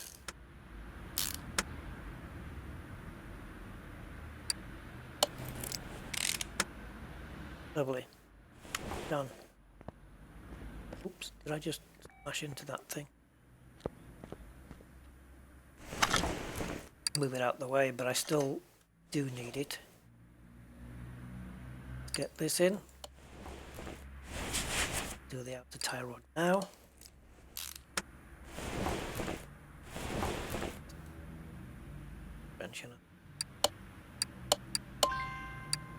I realise I'm just narrating what's actually happening, but I don't know what else to say. This car, I hope it's going to meet the performance figures that it's definitely going to be over 500 horsepower. Because it was only 2 horsepower shy of that in the first place. So it's definitely going to be that. Whether it reaches near 600, maybe. But it needs to find around 62 Newton meters of torque, isn't it?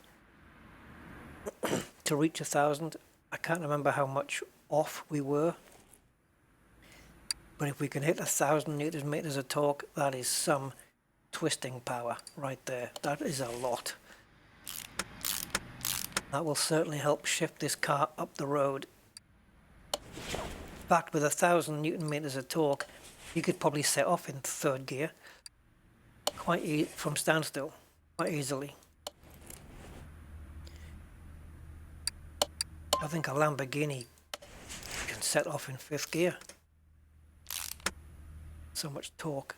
All right. So we have all the running gear done. So, the clips have got to go on the distributor, okay. Why have I got...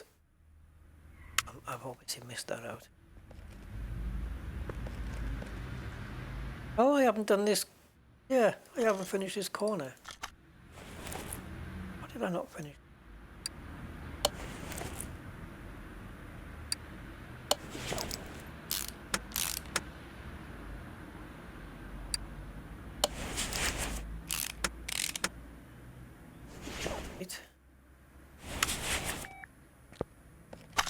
What else?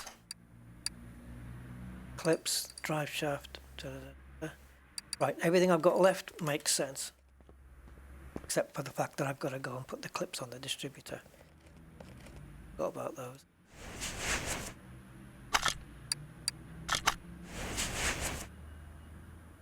Shouldn't stop the engine from starting.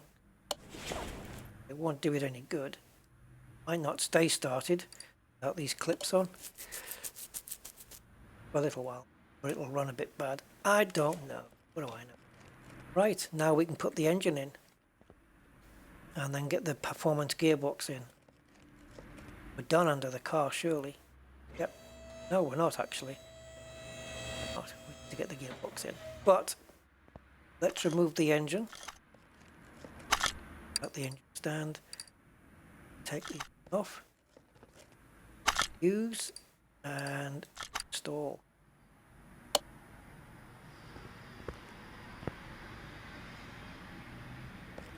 These valve covers or these rocker covers would have been nice in red, shiny red as well.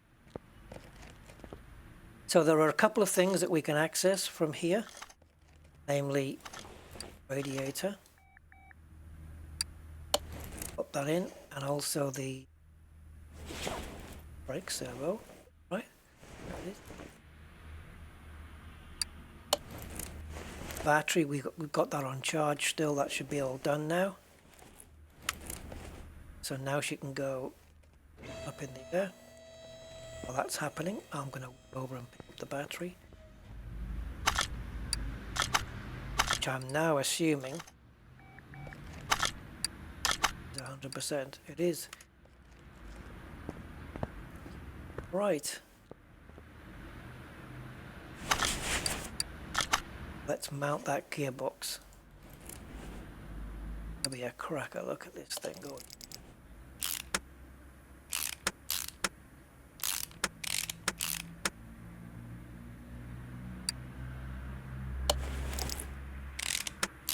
Now, we may not know what performance figures this is going to put out until we stick it on the dyno. So at least we'll know the factory figures.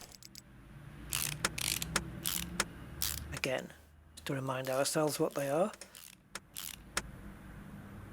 All right. So just wheels and battery then, I think, to go on. Yep, indeed. Oh, we need to do the interior of the car. Right, let's get the wheels on. Make sure that we're putting in the right ones. So we want one with an ET of 0. Correct. This is definitely a front wheel. And I've already seen that the next wheel in the list is an ET10. So that goes on the back. Do you guys remember this when this came in the shop? Nearly 2 hours ago when we had it. And it was this bright green thing.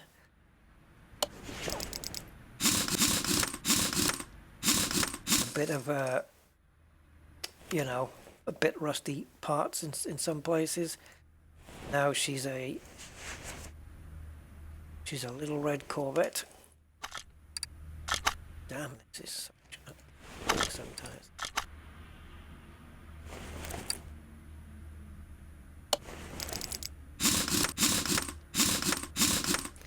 I wonder what happens if we put an ET10 on one on the front, one on the back. You know, when we're driving it, would it drive like really weird? Because it should. It should drive really kind of strange.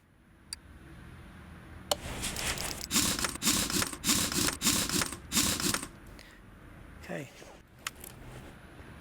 So let's bring down. We still got a couple of exterior parts to go.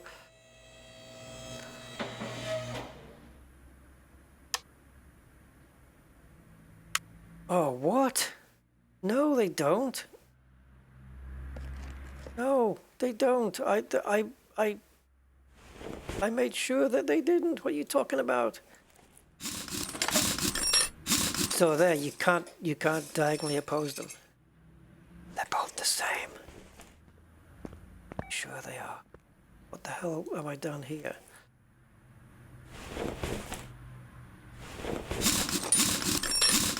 Because if the front wheels are different sizes, then so are the rears.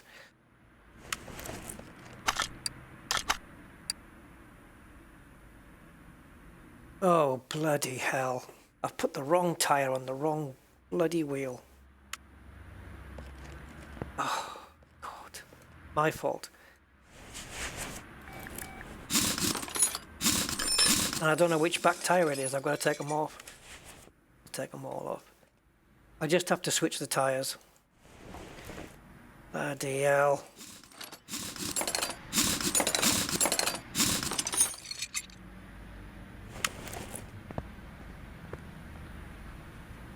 Okay, so let's separate one that's wrong. So a 245 on an ET10 is correct. 225 on an ET10 is incorrect. So that needs separating. Yeah, I messed up there.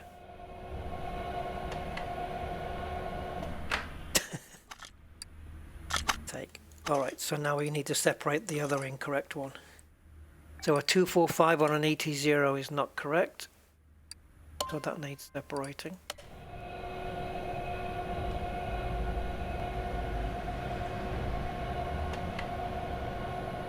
So the wheels were okay, so the tyres were different sizes. Okay, so now we need to join.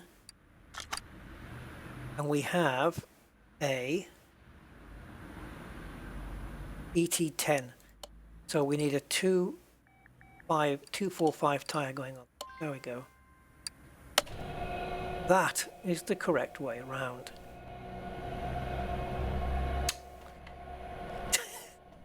Yeah, it happens, right? I've never made that mistake before, but it does happen. Clearly. Okay, so now we can install left.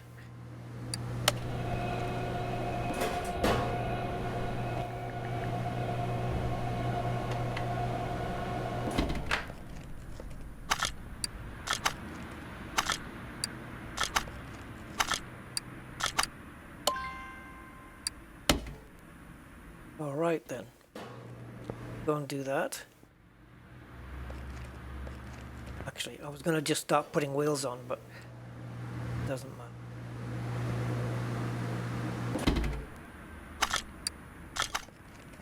Because at least now I know I can go to any corner and I'll have a wheel ready. Alright, so let's get it all in. So we need a 245 ET10, 245 ET10, perfect. So the slightly wider tyres on the back, 17-inch rims.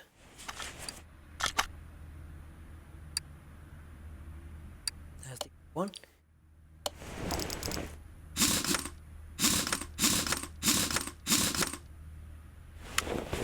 And the 225s on the front. On the wheels without any offset.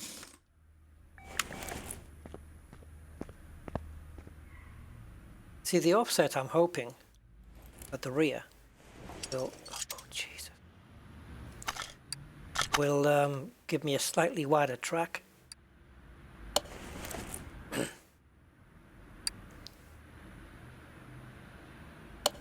Probably some of you might wonder what that is. So it's basically the distance between this outer tyre wall. Outer tyre wall. It's how wide it is from there to there. Because if the wheels are slightly offset, so they're coming out of the car, they're going to be the track's going to be wider. Okay, anyway, so let's see if this goes down now. It should.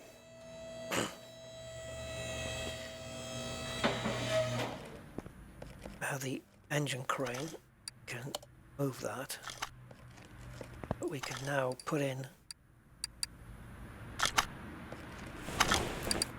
the battery.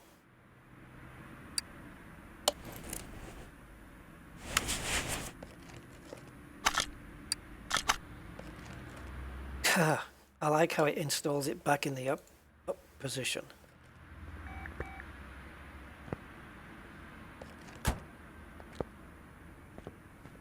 Okay, so we are not quite ready to dyno yet. just need to move it. It's going to keep you guys a little bit in suspense for a little while. So there she stands. But if we look at the status, car's now worth 75 grand. So the global body condition is not 100%, neither is the interior. So, global body condition, the only thing that we haven't taken off is the headlights, light on the front, I suppose. I think we took these off, but I'm going to take them off again anyway.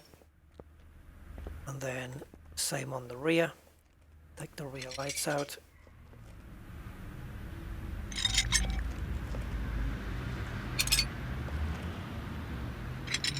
Okay, and anything that's not 100%, which is, yeah, so we'll try and recover everything we can. Or repair, which is basically nothing. So I need a Bolt Reptilia front window, left headlight, light, that one, yeah, both headlights, both tail lights, 2 number plates, and a windscreen. Okay, so a windscreen, headlights and tail lights, which are B, Reptilia tail light B. We'll take a look at what the A ones are, see if they fit. And then 2 license plates.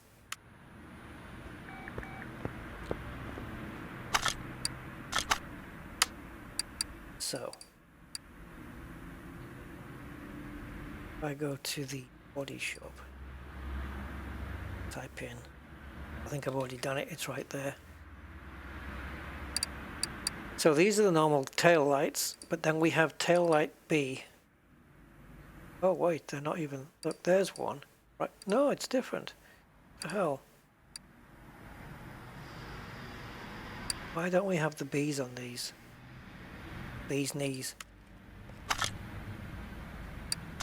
Don't think, stayed there. Ah, here, custom ones. Okay. The custom. So we need a left tail light, a right tail light, a headlight,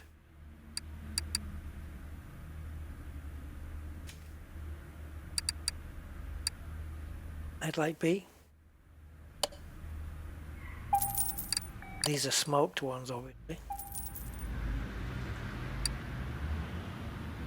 And I don't think this does the glass. Is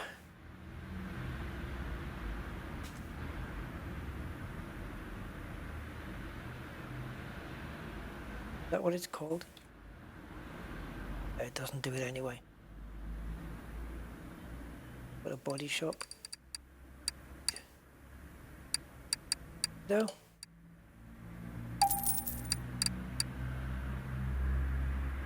Now the license plate, as it's a Corvette, we're going to have to pick a American one. Now it's a little red Corvette. LRC one. Little red Corvette one. Alright. And before we put those parts on,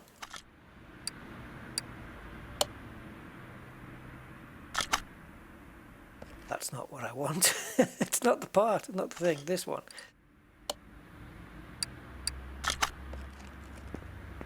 See how much of the interior this will fix.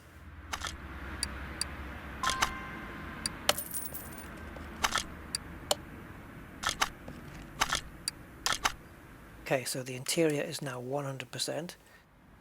That's done. Shiny steering wheel, everything done there. Right. Now need to assemble. Go tail light in.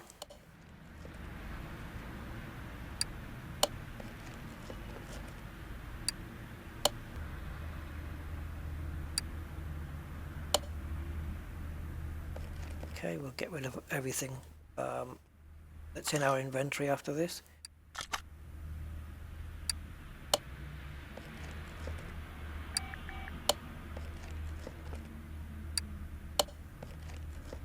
I would have maybe preferred the standard headlights at the front, the ones that aren't smoked, but it kind of looks, kind of like the look of it like this. To be honest, it doesn't look too bad. Well, there she is, little red Corvette 1. We are done, guys. She's a finished article, I'm pretty sure.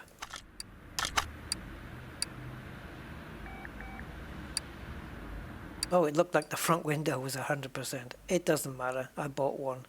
Done. Let's, if I sell that, I can get rid of everything else that is not. Go. All right. Let's have a sit inside, see what it's like. That steering wheel looks a bit raggedy.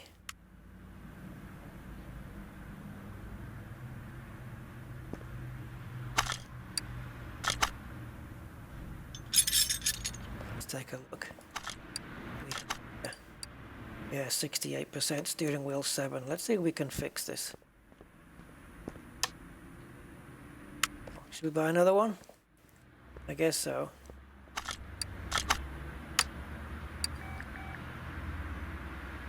How am I going to go for this? Main shop, body tuning shop, interior shop. Now then, let's get this one. So this is the one we have.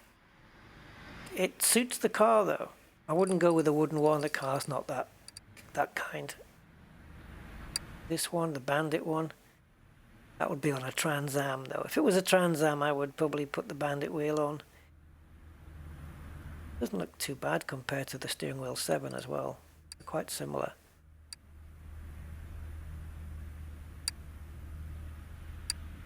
It's a Ford. That's nice, but Ford. I don't know if we've got any Chevy ones.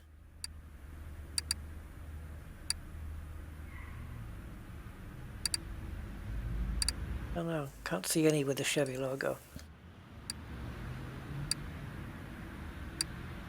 Oh, Chrysler, I'm thinking of, yeah, Chrysler. So I guess we'll just buy the same one. Look at that old Mercedes steering wheel. Oh God, I remember that. Go with... What does a Corvette steering wheel look like? This? Shall we go with the Bandit one? Because it's black as opposed to this grey colour. Get this one. So all I'm going to do is sell that.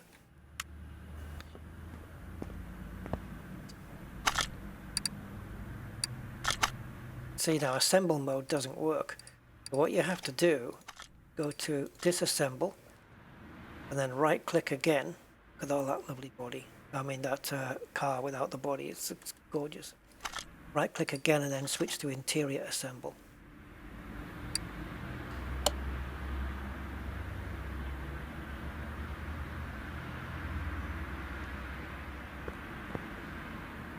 Now we should have a nice tool.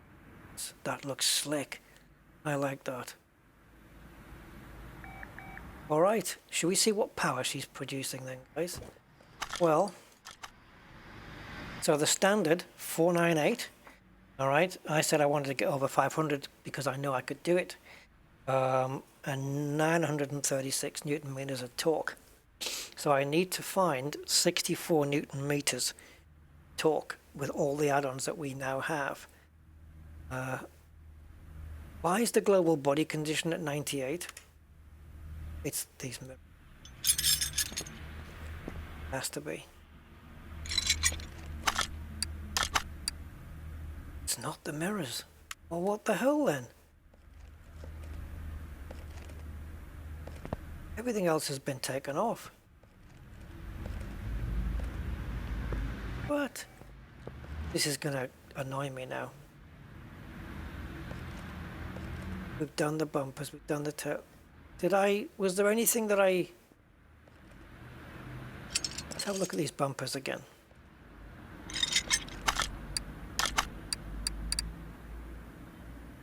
They're all 100%. What? What's letting the side down?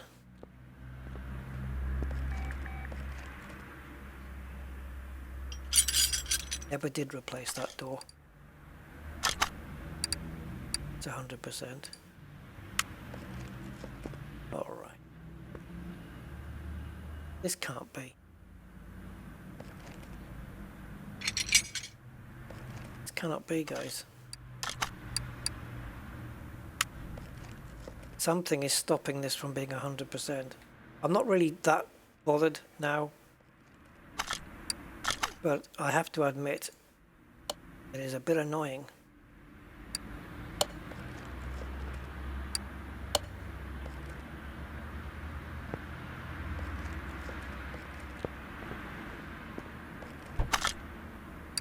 What the hell happened there?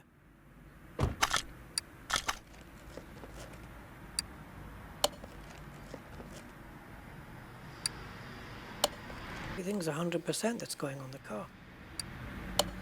Lights we replaced, we bought those new. We bought the headlights new.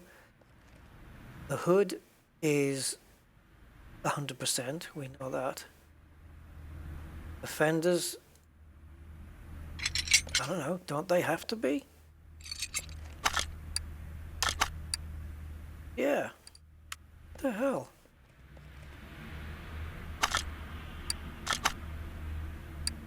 This is weird.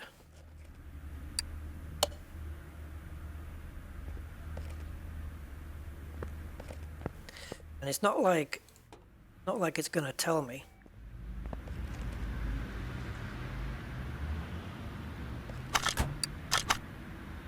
Global body condition 98. Seriously, really. I can't take this back end off, that doesn't come out. There's no little bits and pieces here. There's nothing else. Okay, well it doesn't matter, whatever. Looks good to me. So let's move to the dyno. Oh.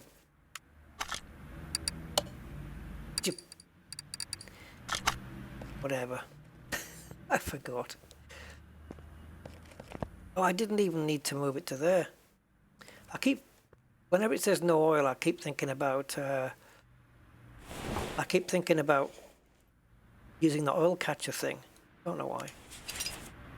I could have just put the oil in where the car was.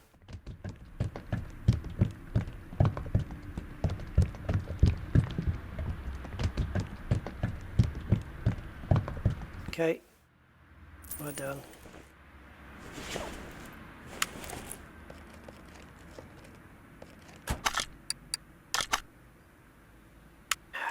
Right, okay, so right click, move, dyno.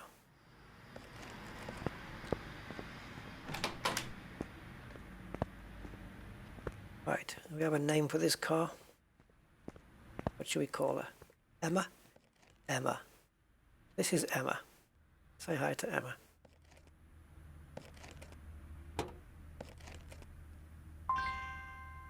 Okay. Give me 1,000 Newton meters of torque. Come on, baby. Here we go. Listen to that. Those lovely wheels. Come on, crank it.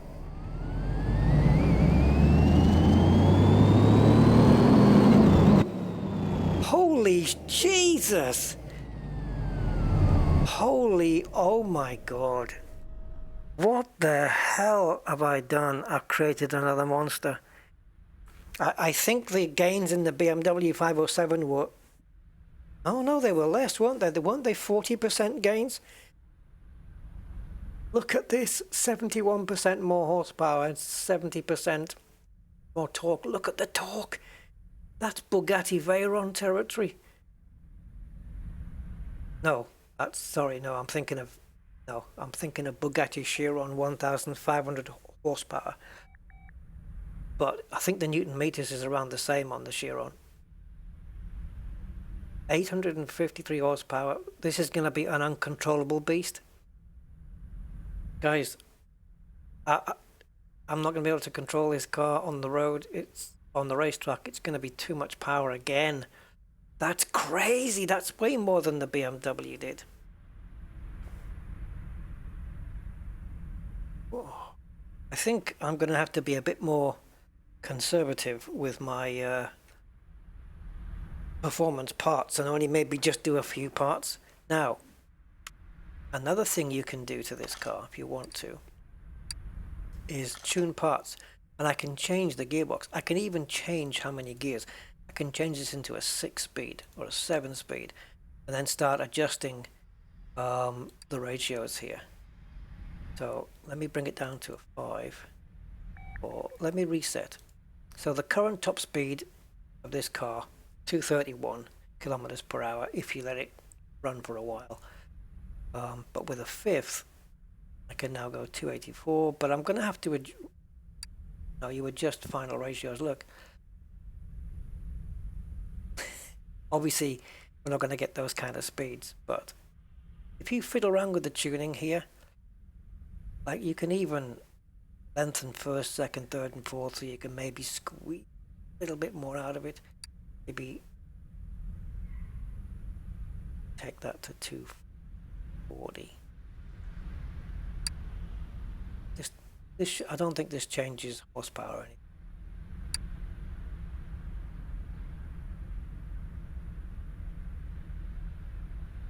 Just a case of fiddling and then putting it on the racetrack and then fiddling and putting it on the racetrack and stuff like that.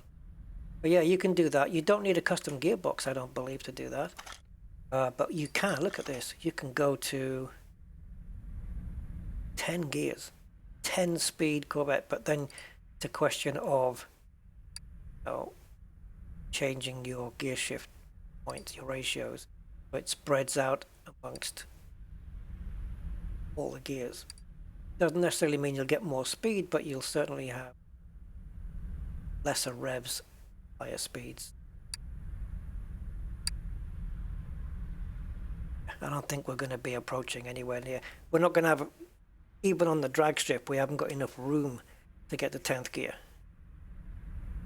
But you can mess with that. You can bring the final ratio down so that's, or up to realistic, maybe get to 300.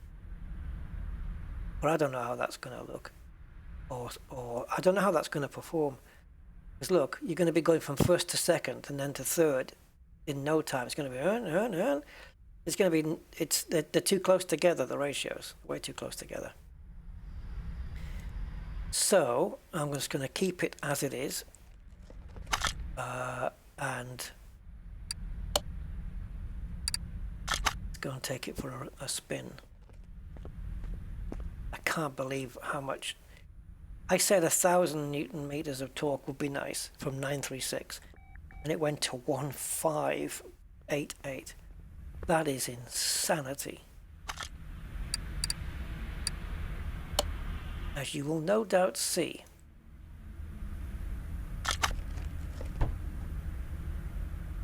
Take it out.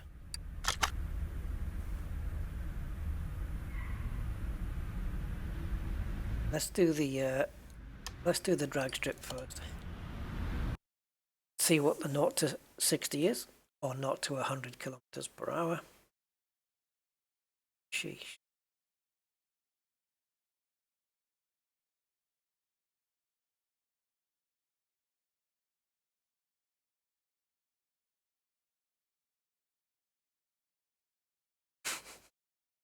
I love it. We went from a barn find to this, you know. So this is what pearl looks like outside, the pearl paint. What do you guys think? Remember the green slime thing that came in before? Yeah.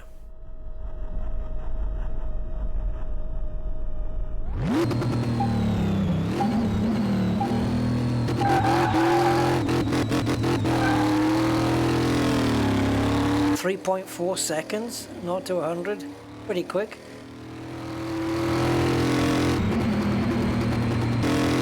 Oh look, it's on the limiter, guys. No good. No good. The engine's got, it's not the gearbox, it just needs to be completely tuned. Yeah. It was on the limiter and we were still going. There's so much power. We definitely need to tune the gearbox. I'm going to try. I'm not an expert at ratios and stuff, but I'll try. I've only done setup work in a racing sim. The gearbox is all my strong point, so we're going to add a 5th gear to start with.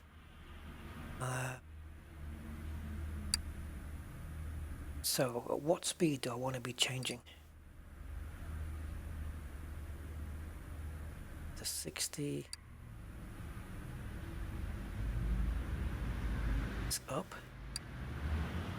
It's up to about there.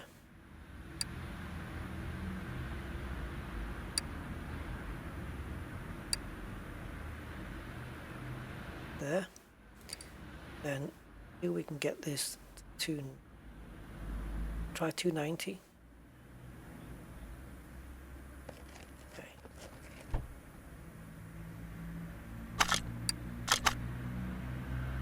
Try again. Good thing we did this before the racetrack then. See if we can get a bit more, because by the time it hit 225, the car was done. It was already on the limiter.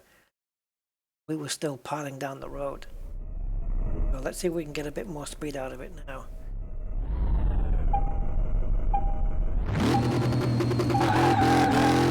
Five gears now.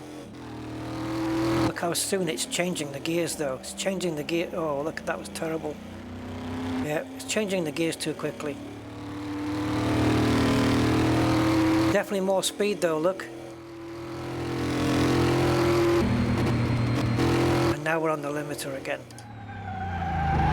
So, it's changing. 1st to 4th is too soon, and then 5th is just way out.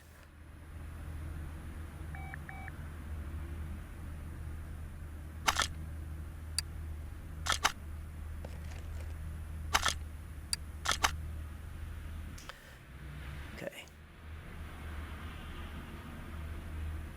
So, I'm happy with 5th where it is. I think, or maybe I'm going to bring it down even more. Maybe we can get into the 330s. But I want 4th gear to come down closer to it.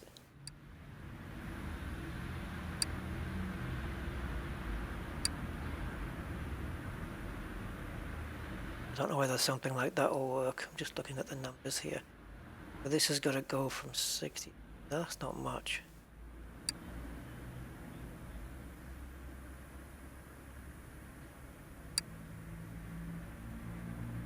Trying to figure out how many. Okay. Bit more. There we go. Try that.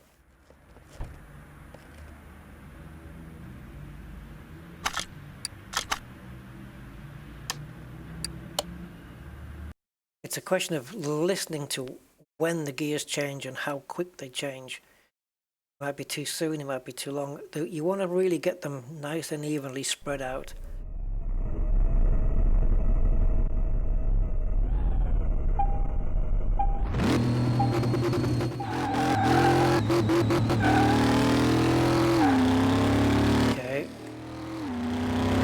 Okay, 3rd to 4th was rather soon.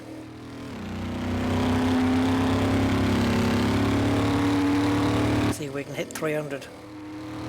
Yep. And still accelerating. So we've got a little bit. That's good. By the time we got to the 1/4 mile, we were almost at top speed. We could probably squeeze more out of this car. But now, instead of doing 225, it's doing 325. All right, happy with that. I'll stay with that. A bit of tweaking, we could probably squeeze a bit more. because when it got to the end there, it was pretty much at its top speed. So if we tweaked it so that it had a little bit more still left in the barrel, in the bottom of the barrel, you know, so by the time it reached the quarter mile, it could still do another 20, 25 miles an hour more. It was a longer strip. You could aim for that. But I'm happy with it as it is, so let's just finally take it to the racetrack, and then we'll sell the old girl.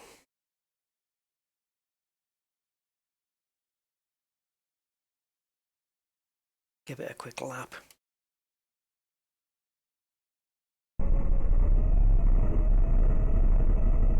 Okay, I think on the last vehicle, I think I did a 1:37, but I'm not really putting up times because they don't really mean that much.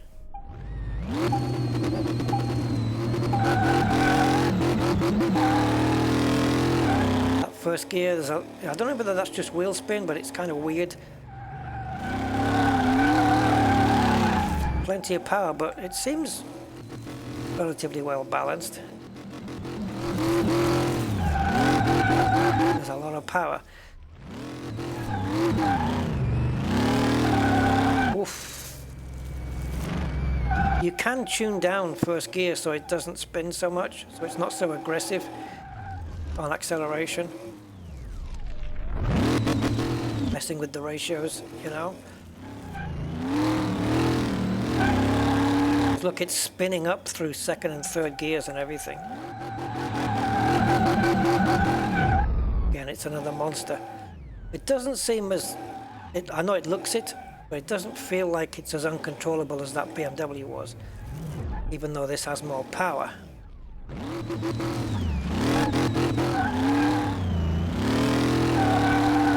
Oh, yeah, you see. The problem is it's using the keys. It's full acceleration that's going on all the time. As soon as I hit the W key, it's full power.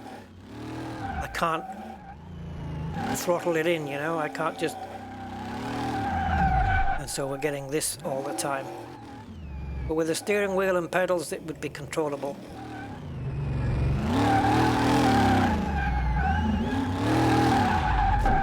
Yeah, it's no good like this.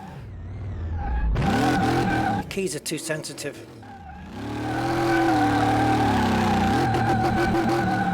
It's too much power. I'm trying to maybe just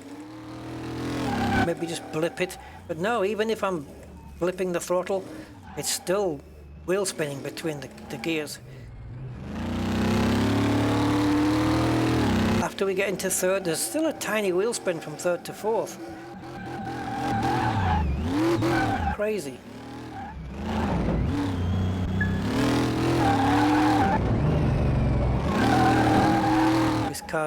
This car's insane.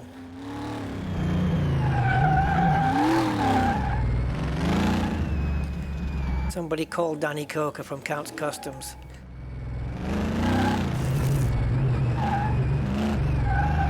Ask him if he wants to buy this.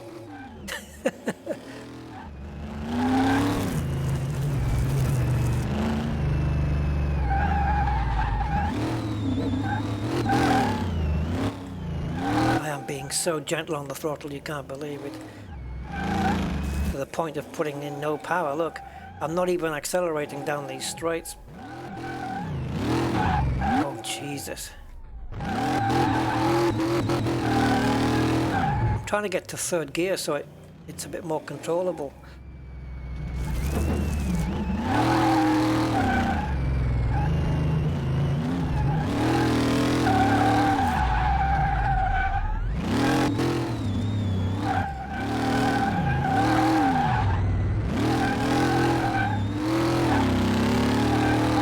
Don't crash, don't.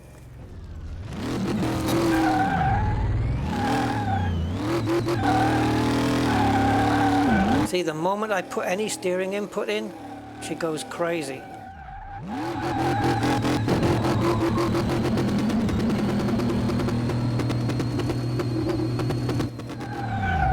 son of a bitch. I wanted to beat that 137. And if she didn't crash down the straight, I would have annihilated it.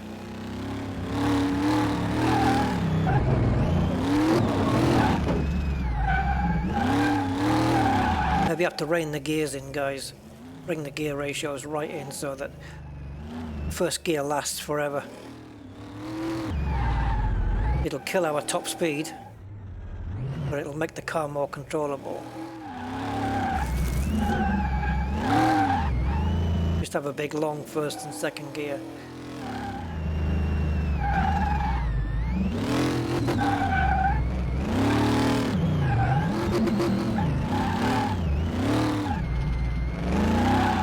Try not to let it drop back down to first because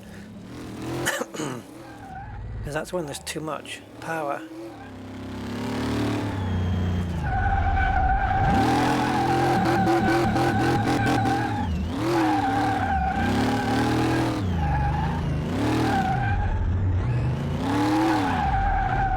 Come on, don't be silly.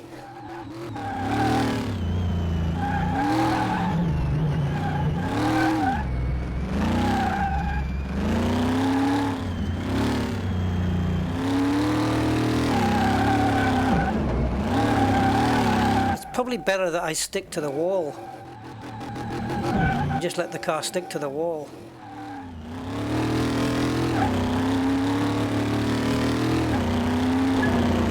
Yes, 134. And it would have been so much faster had I been able to put the power down.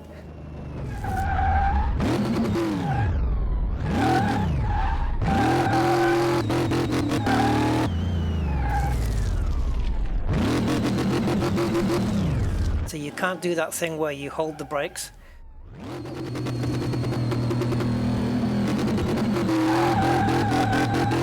Can't believe the handbrake is holding all that power in. Anyway, there we go.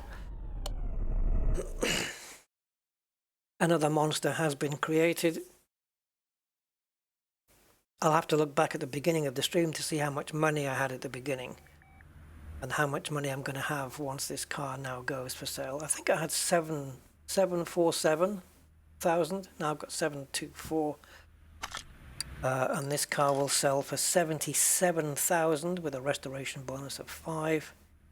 So, yeah, little red Corvette is about to go. I think we did a beautiful job. Changed the color, got those big fat walled tires off it, put bigger wheels on. Customize the engine so that she's running as much power as she can do, and that's it. Change the steering wheel, charge the battery. Okay, so finally then, bye bye. 83,000. Wow, 800,000 now. No doubt I've made money.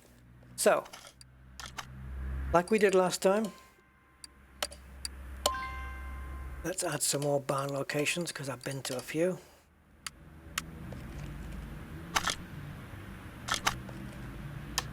Right, let's go and see if we can find another barn. It's workshop maps. I can change my workshop, by the way, my interior. I can have different floors, I can take away the rubbish, change the walls, maybe another time. So, we'll do like we did last time. We'll find a new vehicle to do for our next project. Still don't have enough money to buy that Formula 1 car. One day. I'm edging towards the million. This is my goal, guys. I want to be a millionaire.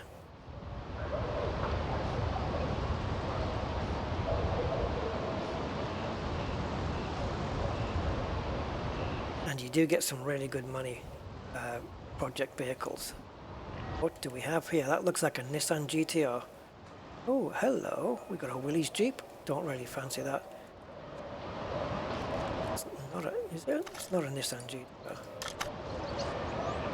Shelby GT350.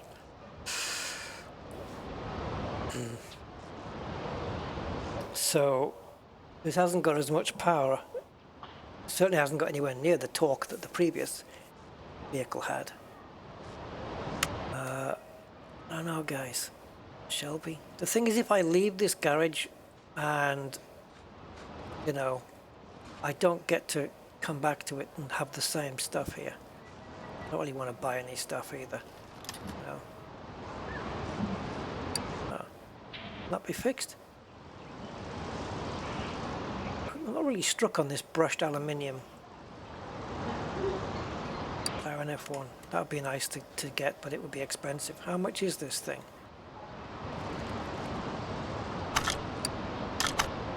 $83. Well,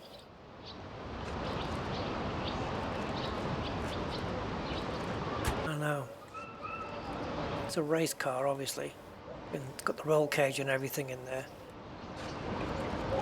Oh, hello. Where were you? It's another Porsche. 911 Turbo S 964. Well, we've only recently done one, so I don't think I'm going to do another one. I don't know about the Shelby. It's a more modern car, so it's nice to do a modern one. Well, look at the wheels, they're rubbish. We'll put some really nice wheels on there. Don't know, I might buy this anyway and tackle it at some other stage.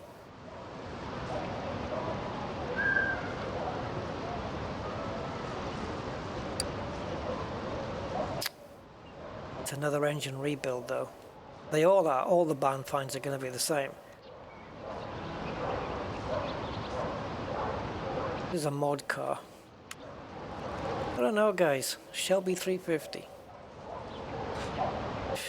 Oh, it's annoying because if I leave here, I might not be able to find this car again. Obviously want to do it in that blue with the white stripes or white with the blue stripes, if it'll give me the option.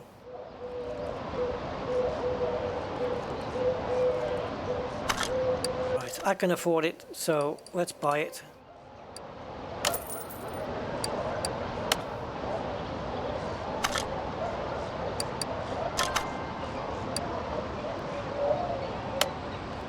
And I want to look for something else maybe.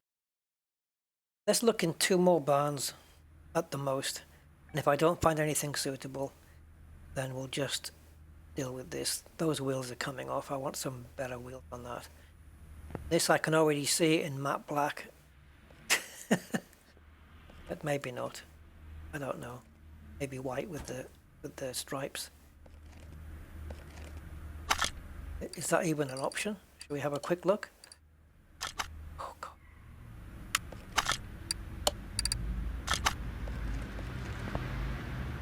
Get a quick preview of it.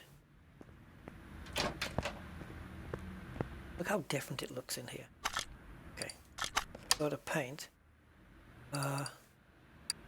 Choose good saturation. That color, right? That's quite striking. I like that color.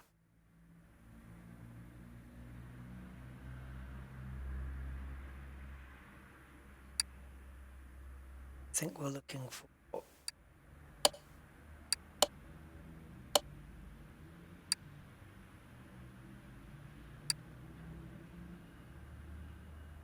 for that blue.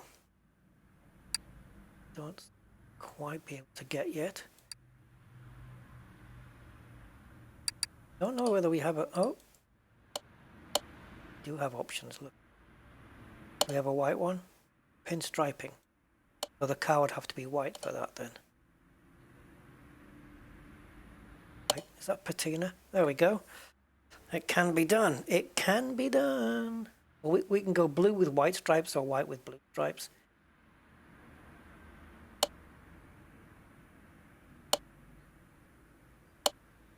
Okay, so if we choose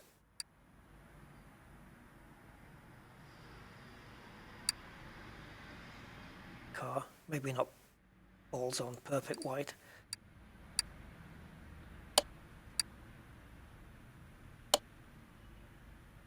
Yeah. No. Oh, that's what that is. Okay. carbon roof. If we have that, what if we were to have a red car then? It would hide that red stripe.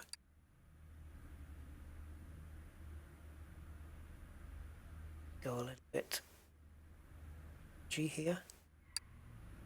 Touch of orange like this. It's nice messing around.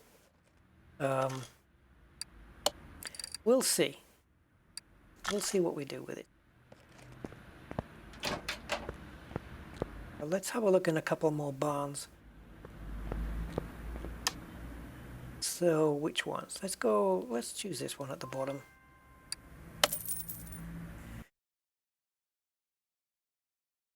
I'm back down now to the money that I was before I sold the Corvette Reptilia. But I've got enough money to have 2 cars in the shop. This is more now your Dodge Charger, is it? Oh, Plymouth Roadrunner. Sorry guys, got it wrong. If it's the Roadrunner, I wonder if it'll give me the option to put the spoiler on the back. Big wing, big Roadrunner wing. Now that looks to me like it hasn't got a bonnet. No, those rear lights are familiar. I don't know. It's a Maserati or something. I don't know what the hell this is. Oh, a Sakura. Oh, it's that Japanese one. I'm having this. Yep. This is a gorgeous car. I think it's a... Is it a Datsun or a Honda or something? I can't remember. Toyota. It's an old Toyota. Oh, guys, in real life, this car is just a gorgeous gem. It really is. It's an old Toyota, and the way, if you look online for vintage Toyota, the thing to look out for as we get to the garage, the thing to look out for, guys, is these lights here. That they're just not quite on the corners, they're just inset like this. What a gorgeous car this is in real life. Oh, look at that. It's kind of Toyota's answer to the E-Type Jag or something. Is this a mod car as well? No, it's not.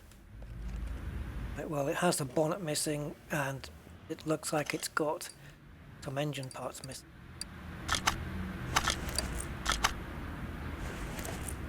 Yeah, got a carburetor missing, got a starter motor missing, oil filter, cables from the top missing.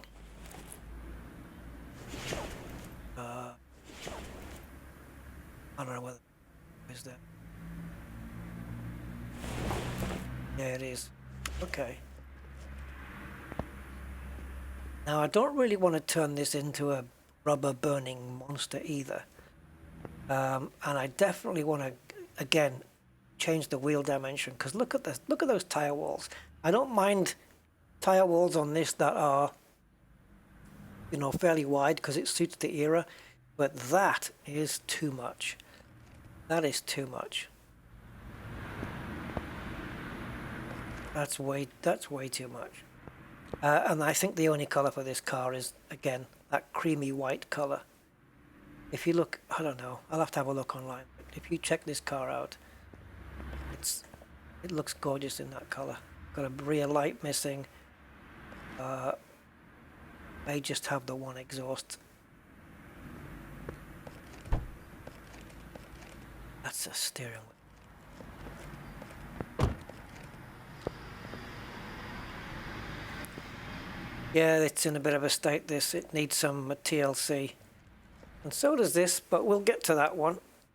That'll be good for the racetrack. Alright, so I think next up is going to be the Sakura. But it is now 8:30 in the evening, and I'm going to make myself Christmas dinner of sorts. Feel like I've earned it. Hungry. Yeah. Maybe change the steering wheel as well, eh? Put something like we had on the last car. The holes and thing. I don't know. We'll see.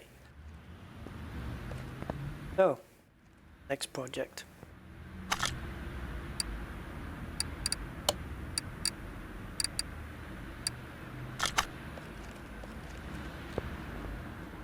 Okay, that's it then, guys. So I will catch you on the next one. Hope you enjoyed it. Bye for now.